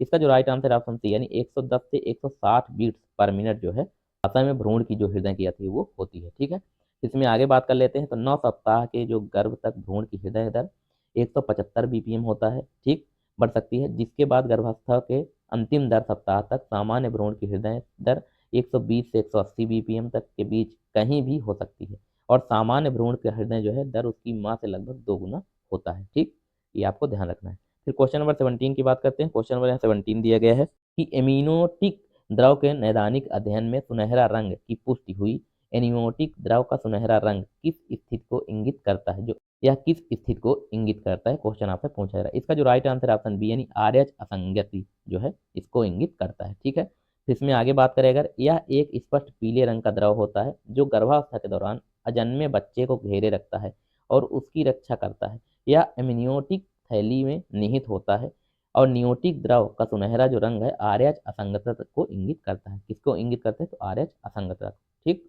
फिर क्वेश्चन नंबर 18 की बात करते हैं। क्वेश्चन नंबर 18 है निम्न में से कौन सा प्लेसेंटा का एक कार्य नहीं है? क्वेश्चन आपसे पूछा जा रहा है। इसका जो राइट आंसर है ऑप्शन डी यानी कि गैलेक्टोपोइसिस जो है यह प्लेसेंटा का कार्य नहीं है। बाकी जो प्लेसेंटा का कार्य है तो ऑक्सीजन और पोषक तत्व प्रदान करना, बच्चे को ऑक्सीजन और पोषक तत्व प्रदान करना प्लेसेंटा का कार्य है। अपशिष्ट को हटाना और हार्मोन उत्पादन करना, ये सारे जो कार्य हैं प्लेसेंटा के कार्य होते हैं। ठीक है, प्लेसेंटा जो है यह बच्चे से माँ के घर में जुड़ा रहता है। ठीक है, तो माँ के द्वारा जो भी खाना पीना खाया जाता है वो सारा चीज़ प्लेसेंटा के माध्यम से बच्चे तक पहुँचता है। ठीक, ये प्लेसेंटा का कार्य पूछा जा रहा है।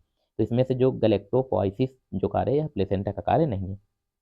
इसमें आगे बात करें, प्लेसेंटा एक गोलाकार डिस्क है जो गर्भाशय वृत्त से जुड़ी होती है। ठीक है, एक उसी के माध्यम से बच्चों में जो भ्रूण होते हैं उनमें खाना पीना सारी चीजें जाती हैं। ठीक है, प्लेसेंटा के माध्यम से। फिर क्वेश्चन नंबर 19 की बात करते हैं। क्वेश्चन नंबर 19 देखिए प्रसव पूर्व देखभाल क्या है, यानी प्रसव के पूर्व देखभाल क्या होती है? तो इसका जो राइट आंसर है ऑप्शन बी सगर्भता के दौरान देखभाल जो है प्रसव के पूर्व देखभाल होती है। तो इसमें आगे बात करें प्रसव पूर्व देखभाल सगर्भता के दौरान माँ और उसके अजन्मे बच्चे को प्रदान की जाने वाली स्वास्थ्य देखभाल, शिक्षा, परामर्श और संसाधनों को संदर्भित करता है। ठीक है, फिर क्वेश्चन नंबर 20 की बात करते हैं। क्वेश्चन नंबर यहाँ 20 दिया गया है, गर्भावस्था के दौरान भ्रूण में गैसीय विनिमय होता है, इस प्रक्रिया को क्या कहा जाता है? जो गर्भावस्था के दौरान भ्रूण में गैसीय जो विनिमय होता है, इस प्रक्रिया को क्या कहा जाता है? इसका जो राइट आंसर है ऑप्शन सी, यानी इसे कहा जाता है विसरण। क्या कहा जाता है? विसरण। ठीक, इसमें आगे बात करें, सामान्य गर्भावस्था लगभग 280 दिन या 9 महीने 7 दिन या 38 से 40 सप्ताह तक चलती है। तो ये आप सभी चीज ध्यान रखेंगे, 280 दिन हो तो इसको आंसर लगाना है, 9 महीने 7 दिन हो या भी राइट आंसर है, 38 से 40 सप्ताह हो तो यह भी राइट आंसर है। ठीक है, ये तीनों चीजें मैं आपको बताया है, दिन में हो गया, मंथ में हो गया, और ये आपको वीकली यानी कि हफ्ते की बात की गई है। ठीक, तो पहले क्वेश्चन नंबर फर्स्ट देखते हैं। क्वेश्चन नंबर फर्स्ट दिया गया है कि चित्र में दर्शाई गई टीके की खुराक कितनी है? ये जो आपको चित्र दिख रहा है, जिस टीके का डायग्राम दिख रहा है, इसकी खुराक आपको कितनी होती है, ये आपसे क्वेश्चन पूछा जा रहा है। इसका जो राइट आंसर है ऑप्शन बी है, यानी कि 0.5 ml, आधा जो है, हाफ ml जो है इस टीके की खुराक दी जाती है। फिर इसके बारे में आगे बात करते हैं। तो जो बीमारियां पेंटावेलेंट टीके के अंतर्गत आने वाली 5 प्रमुख बीमारियां हैं, और इसका टीका है पेंटावेलेंट का टीका है।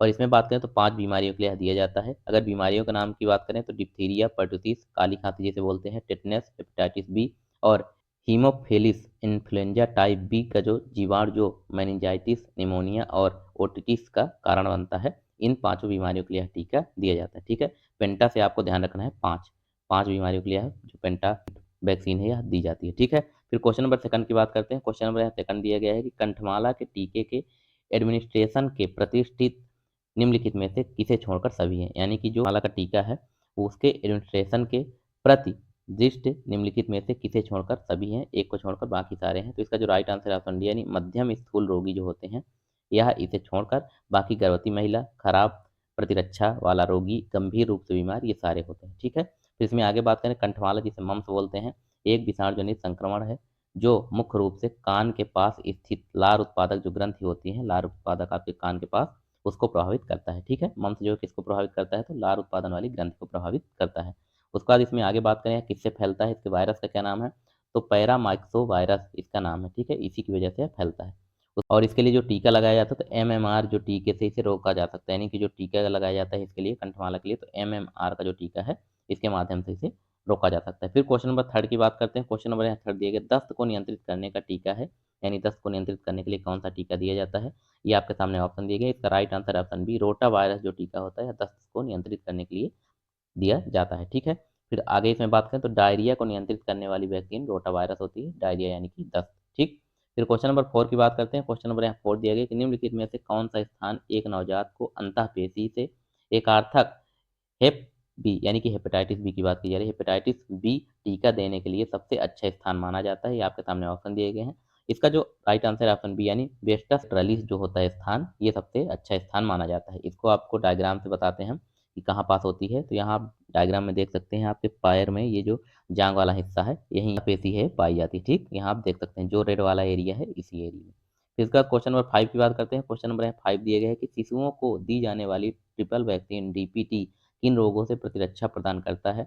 ये आपके सामने ऑप्शन दिए गए हैं। तो इसका जो राइट आंसर है ऑप्शन सी, यानी काली खांसी, जिसे काली खांसी हो गई, टिटनेस और डिप्थीरिया, इन तीनों के लिए, पर्टुसिस, काली खांसी, टिटनेस और डिप्थीरिया के लिए जो वैक्सीन है DPT ये दिया जाता है। ठीक है, फिर इसमें आगे बात करते हैं। तो DPT एक संयुक्त टीका है जो 3 रोगों डिप्थीरिया, पर्टुसिस यानी काली खांसी और टिटनेस से सुरक्षा प्रदान करता है।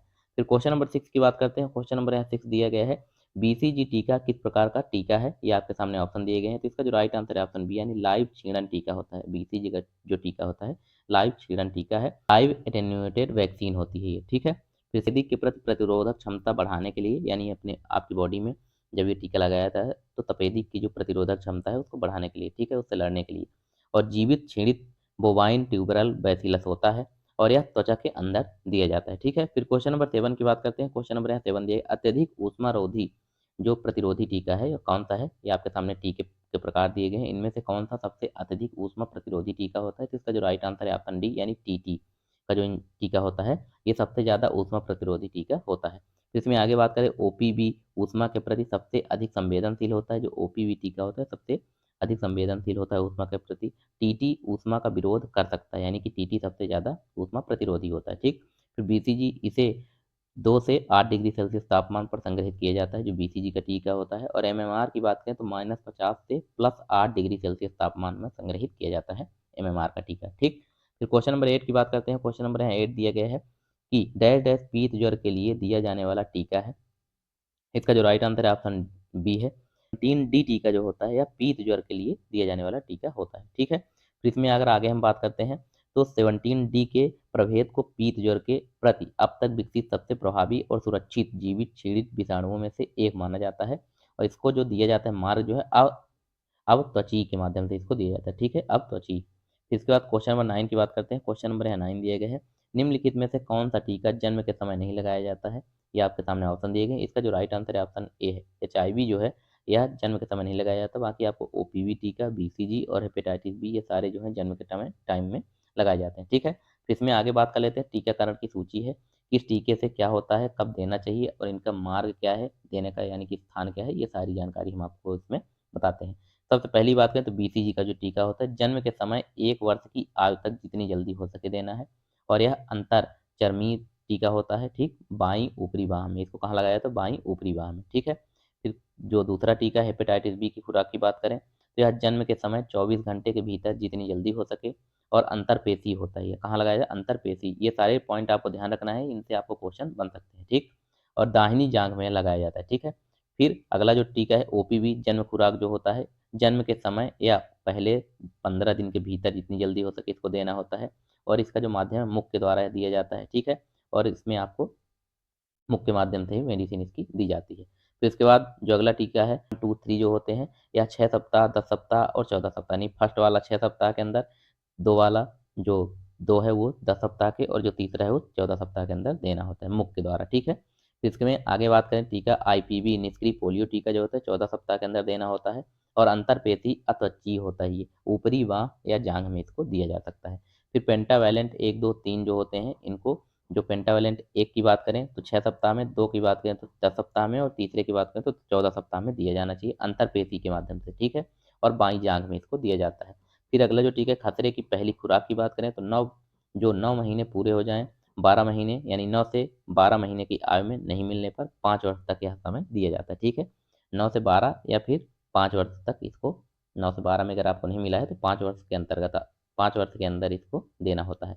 और यह अत्वची जो टीका है होता है और दाईं ऊपरी बाह में इसको लगाना होता है। ठीक है, फिर अगला जो टीका है विटामिन ए की पहली खुराक की बात करते हैं। विटामिन ए की जो पहली खुराक है खसरे के साथ 9 महीने में इसको दिया जाता है, यह मुख्य माध्यम से दिया जाता है। ठीक, फिर अगला जो टीका है DP टीका जो पहला बूस्टर डोज है ये 16 से 24 महीने में बच्चों के लिए 16 से 24 महीने में दिया जाता है। अंतरपेशी टीका होता है और बाईं जांघ में इसको देना होता है।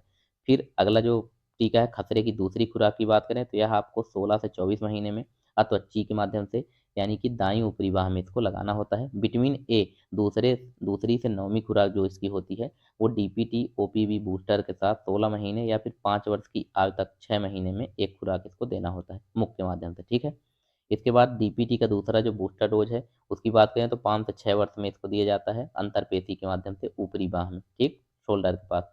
फिर TT की बात करें तो TT का जो टीका होता है 10 से 16 वर्ष की आयु में दिया जाता है अंतरपेशी माध्यम से और ऊपरी बाह में। ये सारा चीज़ आपको कहाँ देना है, अंतरपेशी बाह हो गया, जांग में हो गया, कहाँ आपको मुख से, तो ये सारे पॉइंट आपको याद रखना है ध्यान से। ठीक है, फिर क्वेश्चन नंबर 10 की बात करते हैं। क्वेश्चन नंबर 10 दिया गया है बेसिल कैलमेट गुएरिन वैक्सीन जो होती है जिसे BCG टीका कहा जाता है, इनमें से किस बीमारी को रोकने के लिए टीका दिया जाता है। तो इसका जो राइट आंसर है ऑप्शन है यानी कि तपेदिक को रोकने के लिए जो कैलमेट गुएरिन वैक्सीन होती है BCG इसे दिया जाता है। ठीक है, तो इसमें आगे बात करते हैं क्वेश्चन नंबर 11 की। तो क्वेश्चन नंबर 11 दिया गया खसरे का टीका बच्चे को कब दिया जाता है, ये आपके सामने ऑप्शन है। इसका जो राइट आंसर है ऑप्शन सी यानी 9 माह में खसरे का जो टीका है बच्चे को दिया जाता है। ठीक है, फिर क्वेश्चन नंबर 12 की बात करते हैं। क्वेश्चन नंबर 12 दिए गए 1 वर्ष से कम आयु के शिशु को DPT टीका लगाने के लिए कौन सा स्थल सबसे अधिक पसंद किया जाता है, ये आपके सामने ऑप्शन है। इसका जो राइट आंसर है ऑप्शन सी यानी पार्श्व बृहदिका पेशी जो होती है ये सबसे अधिक पसंद किया जाने वाला स्थान होता है। ठीक है, टीका लगाने के लिए। फिर इसमें आगे बात करें शिशुओं और छोटे बच्चों में जांघ की पार्श्व बृहदिका पेशी जो कि जांघ में पाई जाती है यहाँ दिया जाता है। बड़े बच्चों और वयस्कों में यह जो ऊपरी बाह में त्रिकोणी पेशी में त्रिकोणिका जो पेशी होती है वहाँ दिया जाता है। ठीक है, इसके बाद क्वेश्चन नंबर 13 की बात करते हैं। क्वेश्चन नंबर है 13 दिया गया प्रसव पूर्व माता को दी जाने वाली टीटी टीके की 2 खुराक के बीच न्यूनतम अंतराल डैश डैश का होना चाहिए, कितना अंतराल होना चाहिए। तो इसका जो राइट आंसर है ऑप्शन है यानी कि 1 महीने का अंतराल होना चाहिए। ठीक है, फिर इसमें आगे बात करते हैं। तो टिटनेस एक जानलेवा बीमारी होती है, टिटैनी नामक वायरस के कारण है, जीवाणु के कारण। फैलता है। ठीक है, किसके कारण? तो क्लस्ट्रोडियम टिटानी नामक जीवाणु के कारण। फिर क्वेश्चन नंबर 14 की बात करते हैं। क्वेश्चन नंबर यहाँ 14 दिया गया है, निम्नलिखित में से कौन सा पहला पुनर्योगज टीका होता है? पहला जो पुनर्योगज टीका है कौन सा है? ये आपके सामने ऑप्शन दिए गए हैं। इसका जो राइट आंसर है ऑप्शन सी है, हेपेटाइटिस बी जो होता है यह पहला पुनर्योगज टीका होता है। ठीक है, फिर आगे बात करें, पुनः संयोजक डीएनए प्रौद्योगिकी दो अलग अलग प्रजातियों के डीएनए अणुओं को एक साथ मिलाने की प्रक्रिया है। ठीक, और 1986 में हेपेटाइटिस बी के लिए रिकॉम्ब वैक्स एच बी जो टीका को मानव उपयोग के लिए अनुमोदित किया गया था। ठीक है, कब अनुमोदित किया गया था? तो 1986 में यह टीका अनुमोदित किया गया था। फिर क्वेश्चन नंबर 15 की बात करते हैं। क्वेश्चन नंबर 15 दिया, कोल्ड चेन प्रक्रिया में walk in cold room vaccine संग्रहित डैश डैश महीने तक होता है, यानी कितने महीनों तक जो कोल्ड रूम जो होते हैं वहाँ वैक्सीन को कितने महीने तक संग्रहित किया जा सकता है? तो इसका जो राइट आंसर है ऑप्शन सी है, 3 महीने तक। ठीक, कितने महीने तक? तो 3 महीने तक इसे कोल्ड स्टोर में संचालित किया जा सकता है। फिर इसमें आगे बात करते हैं, कोल्ड चेन प्रक्रिया खराब होने वाले उत्पादों के लिए एक लॉजिस्टिक प्रबंधन प्रक्रिया है जिसे अंत से अंत तक गुणवत्ता और सुरक्षा बनाए रखने के लिए प्रशीतित यानी कि ठंडे रूम जो होते हैं ताप की आवश्यकता होती है। इसमें कोल्ड सप्लाई चेन में उत्पादों को तैयार करने, संग्रहित करने और परिवहन करने के लिए कार्यों की एक श्रृंखला को करना शामिल होता है। ठीक है, फिर क्वेश्चन नंबर 16 की बात करते हैं। क्वेश्चन नंबर 16 है, वेरिसेला वैक्सीन डैश डैश है, यानी वेरिसेला जो वैक्सीन है क्या होती है? ये आपके सामने ऑप्शन दिए गए। इसका जो राइट आंसर है ऑप्शन बी, यानी जीव छीणिता टीका होता है। वेरिसोला जो वैक्सीन है जीव छीणिता टीका होता है। फिर इसमें आगे बात करें, वेरिसोला जिसे चिकन पॉक्स के नाम से भी जाना जाता है, वेरिसेला जोस्टर जो विषाणु के कारण होने वाली एक अत्यधिक संक्रामक बीमारी होती है। तो इसके वायरस की बात करें तो वेरिसेला जोस्टर विषाणु के कारण यह बीमारी फैलती है, चिकन पॉक्स। ठीक, फिर क्वेश्चन नंबर 17 की बात करते हैं। क्वेश्चन नंबर 17 दिया गया कि बीसीजी टीका डैश डैश से बनाया जाता है। जो बीसीजी टीका है वो किससे बनाया जाता है? ये आपके सामने ऑप्शन दिए गए हैं। राइट आंसर ऑप्शन है, यानी टीबी बैक्टीरिया का कमजोर स्ट्रेन लेकर ये बनाया जाता है। ठीक, बीसीजी का जो टीका है टीबी बैक्टीरिया का कमजोर स्ट्रेन लेकर इसको बनाया जाता है।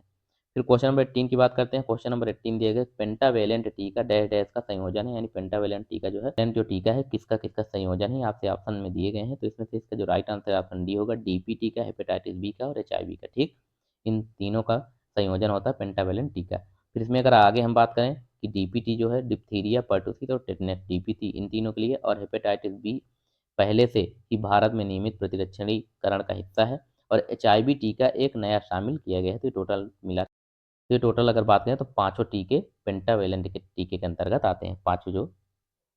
फिर क्वेश्चन नंबर 19 की बात करते हैं। क्वेश्चन नंबर 19 दिया गया है कि डैश डैश मौखिक पोलियो टीका है, यानी कि इसमें से कौन सा टीका है जो मौखिक यानी कि मुंह के द्वारा दिया जाता है? ये आपके सामने ऑप्शन दिए गए हैं। तो इसका जो राइट आंसर है ऑप्शन ए है, जीवित तनु टीका जो होता है या मौखिक पोलियो टीका होता है, जीवित तनु टीका। ठीक, तो इसमें अगर आगे बात करें, एक मौखिक पोलियो वैक्सीन ओपीवी में जीवित लेकिन कमजोर तनु पोलियो वायरस होता है। ठीक है, फिर क्वेश्चन नंबर 20 की बात करते हैं। क्वेश्चन नंबर 20 दिया है, ग्रीवा कैंसर की रोकथाम के लिए किस टीके का उपयोग किया जाता है? ये आपके सामने ऑप्शन दिए गए हैं। इसका जो राइट आंसर है ऑप्शन डी, यानी एचपीवी जो टीका होता है या ग्रीवा कैंसर की रोकथाम के लिए टीके के माध्यम से दिया जाता है। ठीक है, फिर इसमें आगे बात करें, ग्रीवा कैंसर एक प्रकार का कैंसर है जो गर्भाशय ग्रीवा की कोशिकाओं में होता है, या गर्भाशय का निचला हिस्सा है जो योनि से जुड़ता है। ठीक, तो यही ग्रीवा कैंसर जो होता है वो होता है। ठीक है, की बात करते हैं। क्वेश्चन नंबर यहाँ 21 दिया गया है कि निम्न प्रतीक की पहचान कीजिए। जो आपको प्रतीक यानी डायग्राम दिख रहा है इसकी पहचान आपको करना है, किसका प्रतीक है? ये आपके सामने ऑप्शन दिए गए हैं। तो इसका जो राइट आंसर ऑप्शन सी, यानी लवण का ऑडिटकरण जो करना होता है यह इसका प्रतीक होता है। किसका? लवण यानी कि नमक का आयोडीकरण करना। ठीक, तो इसमें आगे बात कर लेते हैं, आयोडीन अनिवार्यता किस लिए होता है? तो आयोडीन अनिवार्यता मानव स्वास्थ्य के लिए एक आवश्यक पोषक तत्व है, विशेष रूप से थायराइड हार्मोन उत्पादन के लिए आवश्यक होता है। ठीक है, आयोडीन की कमी से जो है घेंघा रोग, आयोडीन की कमी की बात करें तो इसकी कमी से घेंघा रोग हो जाता है, जो कि थायराइड को इफेक्ट पड़ता है, थायराइड पे। ठीक है, जो वृद्धि, विकास और उपापचय को नियंत्रित करता है। ठीक, इसके बाद इसमें क्वेश्चन नंबर सेकंड की बात करते हैं। क्वेश्चन नंबर यहाँ सेकंड दिए गए हैं कि ग्रामीण क्षेत्र में राष्ट्रीय स्वास्थ्य मिशन के तहत आशा को किसके लिए उत्तरदायी बनाया गया है? ये आपके सामने ऑप्शन दिए गए हैं। इसका राइट आंसर है ऑप्शन बी, यानी 1000 जनसंख्या जहाँ होती है वहाँ आशा को जिम्मेदार बनाया जाता है, यानी कि 1000 जनसंख्या पर एक आशा का नियुक्तिकरण किया जाता है। ठीक है, तो इसमें आगे बात करते हैं, ग्रामीण जनसंख्या विशेष रूप से कमजोर समूहों को सुलभ, सस्ती और गुणवत्तापूर्ण स्वास्थ्य देखभाल प्रदान करने के लिए 12 अप्रैल 2005 को माननीय प्रधानमंत्री द्वारा ग्रामीण स्वास्थ्य मिशन एनआरएचएम की शुरुआत की गई थी। ठीक है, इसके अंतर्गत आशा जो कार्यकर्ता हैं ये आती हैं। फिर इसके बाद क्वेश्चन नंबर थर्ड की बात करते हैं। क्वेश्चन नंबर यहाँ थर्ड दिया गया है कि सभी के लिए स्वास्थ्य, हेल्थ फॉर ऑल के लिए डब्ल्यूएचओ ने कितने वैश्विक ग्लोबल संकेत बनाए हैं? तो इसका जो राइट आंसर है ऑप्शन डी है, 12 संकेत बनाए हैं। ग्लोबल जो संकेत हैं डब्ल्यूएचओ ने 12 क्षेत्र इसमें बनाए हैं। इसमें आगे बात करते हैं तो 12 वैश्विक संकेतक हैं जो डब्ल्यूएचओ द्वारा सभी के लिए स्वास्थ्य के लिए बनाए गए हैं। फिर क्वेश्चन नंबर 4 की बात करते हैं। क्वेश्चन नंबर 4 दिए गए, राष्ट्रीय ग्रामीण स्वास्थ्य मिशन एनआरएचएम वर्ष 2005 में भारत में अधिनियमित किया गया, जिसका मुख्य लक्ष्य क्या है, यानी इसका मुख्य लक्ष्य क्या था, किस लिए इसे अधिनियमित किया गया? तो इसका जो राइट आंसर है ऑप्शन ए है, शिशु मृत्यु दर को और मातृ मृत्यु दर को घटाना या कम करना इसका प्रमुख लक्ष्य रखा गया था। ठीक है, फिर क्वेश्चन नंबर 5 की बात करते हैं। क्वेश्चन नंबर 5 दिए गए कि निम्नलिखित में से कौन सा राष्ट्रीय कार्यक्रम एनसीडीसी के परजीवी रोगों के विभाग के लिए लागू किया गया? ये आपके सामने ऑप्शन है। इसका जो राइट आंसर है ऑप्शन है, यानी गिनी कृमि उन्मूलन जो होता है कार्यक्रम, उसके लिए जो राष्ट्रीय कार्यक्रम एनसीडीसी है परजीवी रोगों के लिए लागू किया गया। फिर इसमें आगे बात करते हैं तो राष्ट्रीय रोग नियंत्रण केंद्र एनसीडीसी पूर्व में राष्ट्रीय संचारी रोग संस्थान एनआईसीडी की उत्पत्ति 1909 में की गई थी। ठीक है, कसौली हिमाचल प्रदेश में स्थापित सेंट्रल मलेरिया ब्यूरो के रूप में हुई थी और फिर इसे 1927 में इसका नाम बदलकर मलेरिया सर्वे ऑफ इंडिया कर दिया गया। ठीक, इसके बाद क्वेश्चन नंबर 6 की बात करते हैं। क्वेश्चन नंबर 6 दिया गया कि राष्ट्रीय कुष्ठ उन्मूलन कार्यक्रम के तहत की गई प्रमुख पहल क्या है? ये आपके सामने ऑप्शन दिए गए हैं। तो इसका जो राइट आंसर है ऑप्शन डी, यानी कि उपरोक्त सभी। अगर ऑप्शन ए की बात करें, कुष्ठ से प्रभावित व्यक्तियों को ड्रेसिंग सामग्री सहायक दवाएं दी जाती हैं। ऑप्शन बी, असंवेदनशील पैरों की सुरक्षा के लिए माइक्रो सेलुलर रबर के जूते प्रदान किए जाते हैं। ऑप्शन सी की बात करें तो पुनर्निर्माण शल्य चिकित्सा कराने व्यक्तियों के लिए 5,000 रुपये प्रदान किए जाते हैं। ऑप्शन डी उपरोक्त सभी। तो इसका जो राइट आंसर है ऑप्शन डी उपरोक्त सभी होगा। ठीक है, फिर इसमें आगे बात करते हैं। भारत सरकार द्वारा 1900 राष्ट्रीय कुष्ठ नियंत्रण जो कार्यक्रम को देश में लागू किया गया था और वर्ष 1983 में इसे राष्ट्रीय कुष्ठ उन्मूलन कार्यक्रम नाम दिया गया था। वर्ष 1982 में मल्टी ड्रग थेरेपी एमडीटी दवा पेश की गई थी। ठीक है, फिर क्वेश्चन नंबर 7 की बात करते हैं। क्वेश्चन नंबर 7 दिया गया, राष्ट्रीय एड्स नियंत्रण कार्यक्रम का घटक है, यानी राष्ट्रीय एड्स नियंत्रण कार्यक्रम जो होता है इसका घटक कौन सा है? इसका जो राइट आंसर है ऑप्शन डी उपरोक्त सभी। रक्त संरक्षण करना, विश्व स्वास्थ्य संगठन से मदद, एजेंसियों की मदद, ये सारे ऑप्शन इसके सही हैं। ठीक है, फिर इसके बाद इसमें आगे बात करें तो यह कार्यक्रम 1992 में शुरू किया गया था। कब शुरू किया गया था? तो 1992 में, और इसे स्वास्थ्य और परिवार कल्याण मंत्रालय द्वारा कार्यान्वित किया गया है। फिर इसके बाद क्वेश्चन नंबर 8 की बात करते हैं। क्वेश्चन नंबर 8 दिए गए कि मध्याह्न भोजन कार्यक्रम के अंतर्गत एक वर्ष में कम से कम कितने दिन तक भोजन देना चाहिए? तो इसका जो राइट आंसर है ऑप्शन बी, यानी एक वर्ष से कम 250 दिन मध्याह्न भोजन के अंतर्गत बच्चों को भोजन देना चाहिए। ठीक है, फिर इसमें आगे बात करते हैं तो प्रत्येक सरकारी और सरकारी सहायता प्राप्त प्राथमिक विद्यालय के प्रत्येक बच्चे को कम से कम 200 दिनों के लिए प्रतिदिन 300 कैलोरी ऊर्जा और 8 से 12 ग्राम प्रोटीन की न्यूनतम आवश्यक सामग्री देने के लिए मध्याह्न भोजन परोसा जाना चाहिए। ठीक है, फिर क्वेश्चन नंबर 9 की बात करते हैं। क्वेश्चन नंबर 9 दिए गए, यूनिसेफ द्वारा मातृ एवं शिशु स्वास्थ्य देखभाल के लिए कौन सा कार्यक्रम बनाया गया है, चलाया गया है?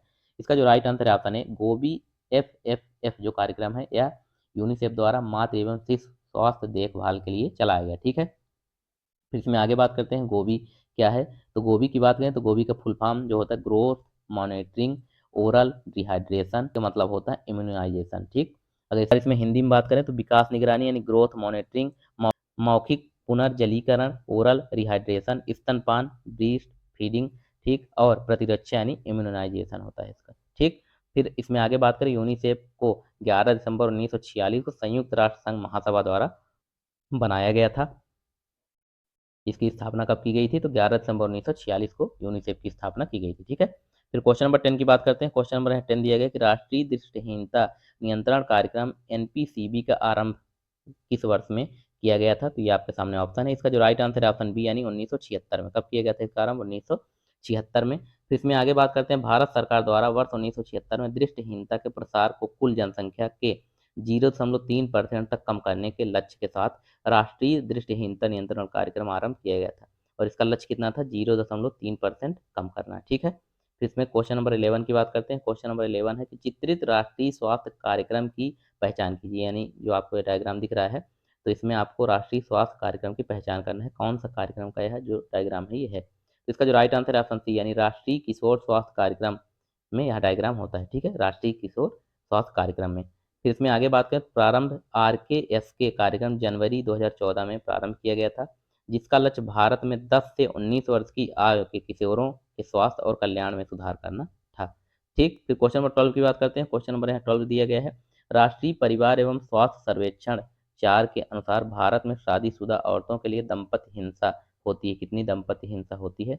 इसका राइट आंसर है ऑप्शन ए, यानी 28.8% दंपत्ति जो हिंसा है वो होती है महिलाओं के प्रति। ठीक है, तो इसमें अगर आगे बात करें तो राष्ट्रीय परिवार और स्वास्थ्य सर्वेक्षण 4 के अनुसार भारत में विवाहित महिलाओं के लिए युगल 28.8% जो है दंपत्ति के प्रति हिंसा होती है। ठीक है, फिर क्वेश्चन नंबर 13 की बात करते हैं। क्वेश्चन नंबर 13 है, भारत हर वर्ष यानी प्रत्येक वर्ष में डैश डैश को राष्ट्रीय टीकाकरण दिवस मनाता है, यानी भारत जो है प्रत्येक वर्ष किस दिन राष्ट्रीय टीकाकरण दिवस मनाता है? तो इसका जो राइट आंसर है ऑप्शन सी, 16 मार्च को भारत प्रतिवर्ष राष्ट्रीय टीकाकरण दिवस मनाता है। फिर इसमें आगे बात करें, राष्ट्रीय टीकाकरण दिवस 2022 का विषय टीके सभी, जो 2022 की थीम थी, टीके सभी के लिए काम करते हैं, यह थीम थी। यह विषय टीकाकरण के महत्व और कैसे सभी को जानलेवा रोगों से बचाने का महत्वपूर्ण भूमिका निभाता है, उस पर जोर दिया गया था। ठीक है, 2022 की थीम थी। फिर क्वेश्चन नंबर 14 की बात करते हैं। क्वेश्चन नंबर 14 है, निम्नलिखित में से किस बीमारी को डब्ल्यूएचओ ने दुनिया से उन्मूलित घोषित कर दिया है? ये आपके सामने ऑप्शन है। इसका जो राइट आंसर है ऑप्शन डी, यानी स्मॉल पॉक्स को डब्ल्यूएचओ ने दुनिया से उन्मूलित घोषित कर दिया है। ठीक, फिर इसमें आगे बात करते हैं तो चेचक का अंतिम जो ज्ञात मामला है 1977 में इथोपिया में देखा गया था या दर्ज किया गया था, और 1980 में इसे पूर्ण रूप से उन्मूलित घोषित घोषणा कर दी गई है डब्ल्यूएचओ के द्वारा। ठीक, फिर क्वेश्चन नंबर 15 की बात करते हैं। क्वेश्चन नंबर 15 दिया गया है कि विश्व स्वास्थ्य संगठन यानी डब्ल्यूएचओ के वर्गीकरण के अनुसार पहली और तीसरी तिमाही में डैश डैश से कम हीमोग्लोबिन स्तर वाली गर्भवती महिलाओं को अरक्तता यानी कि एनीमिया पीड़ित माना जाता है। ये आपके सामने ऑप्शन दिए गए हैं, तो इसका जो राइट आंसर है ऑप्शन ए, 11 ग्राम से कम अगर एचबी यानी हीमोग्लोबिन होती है तो इसको अरक्तता यानी कि एनीमिया के अंतर्गत रखा जाएगा। ठीक है, डब्ल्यूएचओ के माध्यम से। इसमें आगे बात करें, विश्व स्वास्थ्य संगठन डब्ल्यूएचओ के वर्गीकरण के अनुसार पहली और तीसरी तिमाही में 11.0 ग्राम है से कम और दूसरी तिमाही में 10.5 ग्राम से अगर कम हीमोग्लोबिन स्तर वाली गर्भवती महिलाओं को अरक्तता एनीमिया से पीड़ित माना जाता है। ठीक है, फिर क्वेश्चन नंबर 16 की बात करते हैं। क्वेश्चन नंबर 16 है, विद्यालय टिफिन से डैश डैश प्राप्त होना चाहिए, यानी विद्यालय में जो टिफिन बच्चे ले जाते हैं उसमें से क्या प्राप्त होना चाहिए? आपके सामने ऑप्शन दिए गए हैं। ऑप्शन बी, कैलोरी और प्रोटीन की दैनिक आवश्यकता का 1/3 हिस्सा प्राप्त होना चाहिए जो विद्यालय में बच्चे टिफिन ले जाते हैं। ठीक है, फिर इसके बाद इसमें आगे बात करते हैं तो इस योजना के अंतर्गत प्रत्येक सरकारी और सरकारी सहायता प्राप्त प्राथमिक विद्यालय के प्रत्येक बच्चे को वर्ष में न्यूनतम 200 विद्यालयी दिनों में प्रत्येक दिन न्यूनतम 300 कैलोरी और 8 से 12 ग्राम प्रोटीन वाला जो मध्याह्न भोजन प्रदान करना चाहिए। ठीक है, फिर क्वेश्चन नंबर 17 की बात करते हैं। क्वेश्चन नंबर 17 है, निम्नलिखित में से किसका टीकाकरण राष्ट्रीय टीकाकरण कार्यक्रम में शामिल है? ये आपके सामने ऑप्शन दिए गए हैं। इसका जो राइट आंसर है ऑप्शन ए, यानी कि विटामिन ए का जो टीकाकरण है यह राष्ट्रीय टीकाकरण के अंतर्गत शामिल है। ठीक, इसमें आगे बात करें तो आयु यानी कि 1 लाख इंटरनेशनल यूनिट की पहली खुराक को 9 महीने में खसरा के टीके के साथ दिया जाता है और बाद में हर 6 महीने में 2 लाख आयु यानी कि 2 लाख इंटरनेशनल यूनिट की खुराक इसमें दी जाती है। ठीक है, विटामिन ए की। इसके बाद क्वेश्चन नंबर 18 की बात करते हैं। क्वेश्चन नंबर 18 है, राष्ट्रीय जनसंख्या नीति के अनुसार भारत में लड़कियों की शादी की उम्र न्यूनतम आयु कितनी है? ये आपके सामने ऑप्शन दिए गए। इसका जो राइट आंसर है ऑप्शन ए, 18 वर्ष रखी गई है। ठीक है, अगर 2021 के डेटा के अनुसार पूछा जाएगा कि अब कितनी है वर्तमान में तो ये 21 कर दी गई है। ठीक है, अगर ये पुराना डाटा है इसलिए जो लड़कियों की एज है वो 18 साल, लड़कों की एज 21, और अभी वर्तमान में 21 लड़कों की भी एज और 21 जो है लड़कियों की भी एज रखी गई है। ठीक है, शादी की। फिर क्वेश्चन नंबर 19 की बात करते हैं। क्वेश्चन नंबर 19 है, स्कूल स्वास्थ्य कार्यक्रम के तहत पोषण सेवा का एक हिस्सा क्या है? ये आपके सामने ऑप्शन दिए गए हैं। ऑप्शन है, यानी स्कूल के मध्याह्न भोजन जो है ये स्कूल स्वास्थ्य कार्यक्रम के तहत पोषण सेवा का एक हिस्सा है। ठीक, इसमें आगे बात करते हैं, मध्याह्न भोजन कार्यक्रम की शुरुआत 1995 में तमिलनाडु के मुख्यमंत्री श्री के कामराज द्वारा प्राथमिक शिक्षा के लिए पोषण सहायता के राष्ट्रीय कार्यक्रम के तहत शुरू किया गया था। कब? 1995 में। कहाँ से? तो तमिलनाडु में। ठीक है, सबसे पहले। फिर इसके बाद 2002 में उच्चतम न्यायालय के आदेशों से संपूर्ण योजना को सभी राज्यों में लागू किया गया। ठीक है, फिर क्वेश्चन नंबर 20 की बात करते हैं। क्वेश्चन नंबर 20 है लेकिन क्वेश्चन नंबर अगर देखा जाए तो 40 है। ठीक, पीडीएफ क्या है कि अलग अलग बनती है इसलिए 1-2 क्वेश्चन इसमें दिया जाता है, बाकी टोटल अगर देखा जाए तो 40 क्वेश्चन है इसमें। ठीक है, उसके बाद क्वेश्चन नंबर 20 दिया गया है कि भारत में डब्ल्यूएचओ का मुख्यालय कहाँ स्थित है? तो इसका जो राइट आंसर है ऑप्शन सी, यानी नई दिल्ली में। भारत में अगर पूछा जाए तो इसका डब्ल्यूएचओ का जो मुख्यालय है नई दिल्ली में स्थित है। ठीक, उसके बाद इसमें आगे बात करें तो विश्व स्वास्थ्य संगठन यानी डब्ल्यूएचओ संयुक्त राष्ट्र की एक विशिष्ट गैर राजनीतिक स्वास्थ्य एजेंसी है, और डब्ल्यूएचओ की शुरुआत की बात करें तो अप्रैल 1945 में इसकी शुरुआत की गई थी, और डब्ल्यूएचओ का मुख्यालय 1946 जिनेवा स्विट्जरलैंड में है। ठीक, इसका मुख्यालय कहाँ है? तो जिनेवा स्विट्जरलैंड में है। और अगर डब्ल्यूएचओ के गठन की बात करें, डब्ल्यूएचओ की गठन जो है कब किया गया था? तो 7 अप्रैल 1948 को यह अस्तित्व में आया, यानी कि इसका गठन जो है 7 अप्रैल 1948 को किया गया। ठीक, कॉमन डिजीज का है तो कॉमन डिजीज के इसमें सारे क्वेश्चन आपको देखने को मिलेंगे। फिर इसमें क्वेश्चन नंबर फर्स्ट की बात करते हैं तो हैजा, सामान्य जुकाम, चिकन पॉक्स, डायरिया और तपेदिक यानी कि टीबी, इस सूची में निम्नलिखित में से कौन सा एक संचारी रोग नहीं है। ठीक है, इन ये जो ऑप्शन दिए गए हैं इनमें से कौन सा एक रोग है जो संचारी रोग नहीं है, ये क्वेश्चन आपसे पूछा जा रहा है।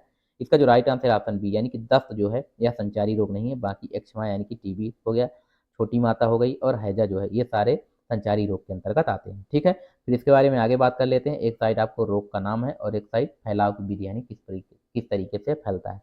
तो इधर हम बात कर लेते हैं। सबसे पहले हैजा की बात की जा रही है। हैजा जो है भोजन और पानी से यानी दूषित भोजन और दूषित पानी से हैजा फैलता है। आंत्र ज्वर की बात करें भोजन और पानी से यह भी फैलता है। हेपेटाइटिस, ये पीलिया नहीं दोस्तों, हेपेटाइटिस नहीं, जॉइंडिस इसे बोलते हैं, पीलिया को जॉइंडिस बोलते हैं और यह भोजन और पानी के माध्यम से होता है। ठीक है, फिर इसमें इन्फ्लुएंजा की बात करें, इन्फ्लुएंजा फ्लू जो है हवा से हवा के माध्यम से फैलता है। तपेदिक यानी टीबी, यह भी हवा से हवा।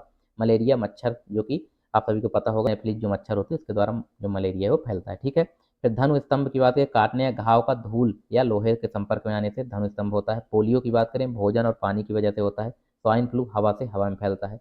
ठीक है, फिर छोटी माता की बात करें, यहाँ भी हवा से हवा या संपर्क में आने से होता है। जो रोगी है अगर उसके संपर्क में आ जाते हैं तो भी यह रोग फैलता है, छोटी माता। ठीक, फिर इसके बाद क्वेश्चन नंबर सेकंड की बात करते हैं। क्वेश्चन नंबर यहाँ सेकंड दिया गया है कि निम्नलिखित में से कौन सा एक संचारी रोग है। ये आपके सामने ऑप्शन दिए गए हैं। इसका जो राइट आंसर है ऑप्शन बी, पर्टुसिस जो है काली खांसी, यह एक संचारी रोग है। बाकी मधुमेह, उच्च रक्तचाप और क्वासियोरका जो है, क्वासियोरकर आपको प्रोटीन की कमी से, मधुमेह जो है इंसुलिन की कमी से, बॉडी में इंसुलिन जब कमी हो जाती है तब मधुमेह होता है जिसे शुगर बोलते हैं।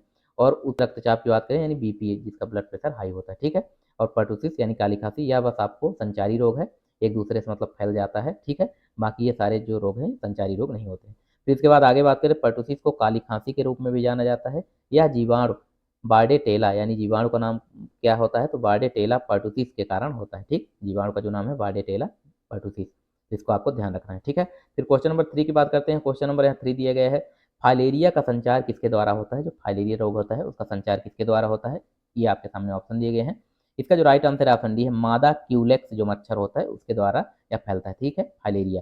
फिर इसमें आगे बात करें, मादा क्यूलेक्स मच्छर वेस्ट नील फीवर जापानी लाइटिस जो होता है उसके वाहक है। ठीक, यह जो जापानी इंसेफ्लाइटिस होता है उसका भी वाहक है यही मादा क्यूलेक्स मच्छर। ठीक है, फिर इसमें आगे बात करें, नर एनेफ्लीज यह कोई रोग नहीं फैलाता है, वहीं मादा एनेफ्लीज जो है यह मलेरिया का वाहक होता है। ठीक, फिर इसके बाद क्वेश्चन नंबर फोर की बात करते हैं। क्वेश्चन नंबर फोर दिया गया, टीकाकरण से कौन सी बीमारियों को नियंत्रित नहीं किया जा सकता है। जो टीकाकरण है इसके माध्यम से किस बीमारी को नियंत्रित नहीं किया जा सकता, इसके आपके सामने ऑप्शन दिए गए हैं। इसमें ऑप्शन ए की बात करें पोलियो, ऑप्शन बी खसरा, option C diphtheria, option D anaemia. तो इसका जो राइट आंसर है ऑप्शन डी यानी एनीमिया जो है इसके लिए कोई टीका नहीं है। बाकी पोलियो, खसरा और डिप्थीरिया इन तीनों के लिए टीका बनाया गया है। ठीक है, फिर इसमें आगे बात करें, यह एक ऐसी स्थिति है जो तब विकसित होती है जब आपके रक्त में पर्याप्त स्वस्थ लाल रक्त कोशिकाएं यानी आरबीसी जो है आपके रक्त में पर्याप्त आरबीसी नहीं होती है या हीमोग्लोबिन की कमी हो जाती है, एचबी जिसे बोलते हैं, तो फिर यह एनीमिया की शिकायत होती है। ठीक है, क्वेश्चन नंबर फाइव दिया गया है कि डैश डैश घातक तृतीयक मलेरिया का रोगजनक है, यानी कौन सा इसमें है जो तृतीयक मलेरिया का रोगजनक है। ये आपके सामने ऑप्शन दिए गए हैं। इसका राइट आंसर है ऑप्शन बी यानी प्लाज्मोडियम फॉल्सीपेरम जो होता है यह जो मलेरिया है उसका रोगजनक का वाहक होता है। ठीक है, कौन, प्लाज्मोडियम फॉल्सीपेरम।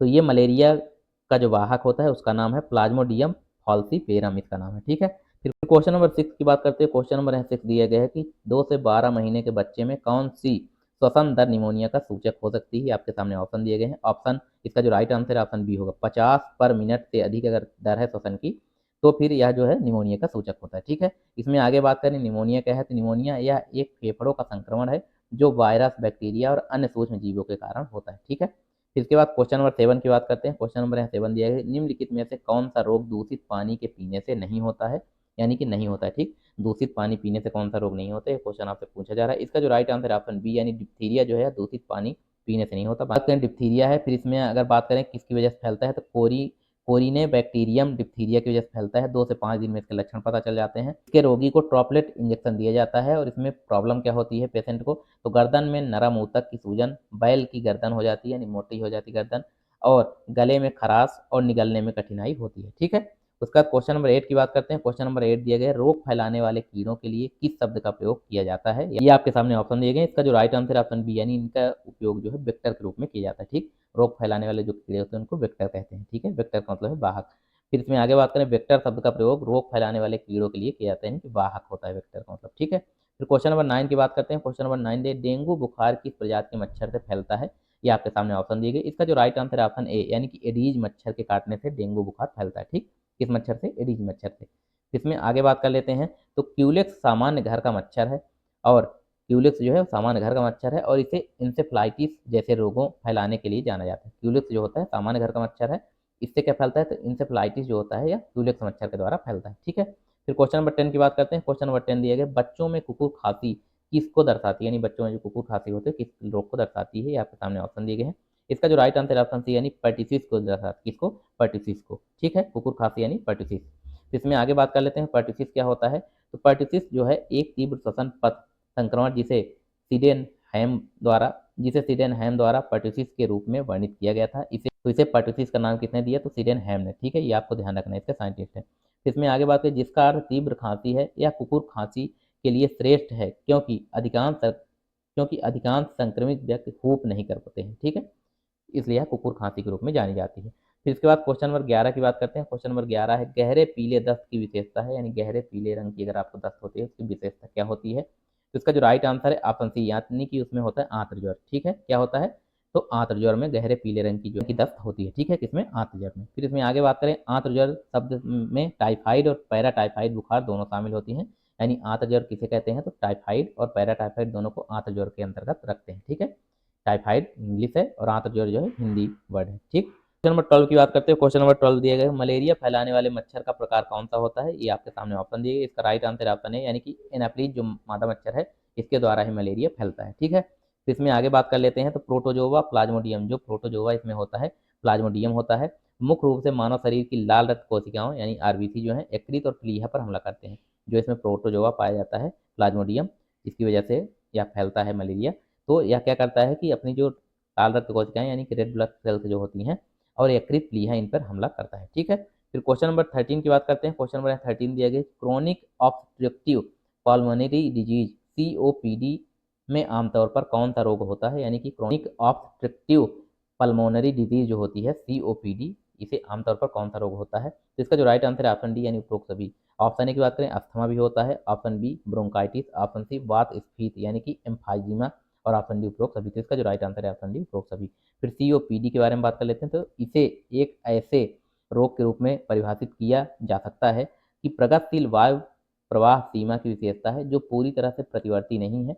वायु प्रवाह की सीमा आमतौर पर प्रगतिशील होती है और यह फेफड़ों के हानिकारक कणों या गैसों की असामान्य सूजन प्रक्रिया से संबंधित होती है। ठीक है, फिर क्वेश्चन नंबर 14 की बात करते हैं। क्वेश्चन नंबर 14 दिया गया, ट्रेकोमा किसका रोग है? यानी ट्रेकोमा जो है इनमें से किसका रोग है?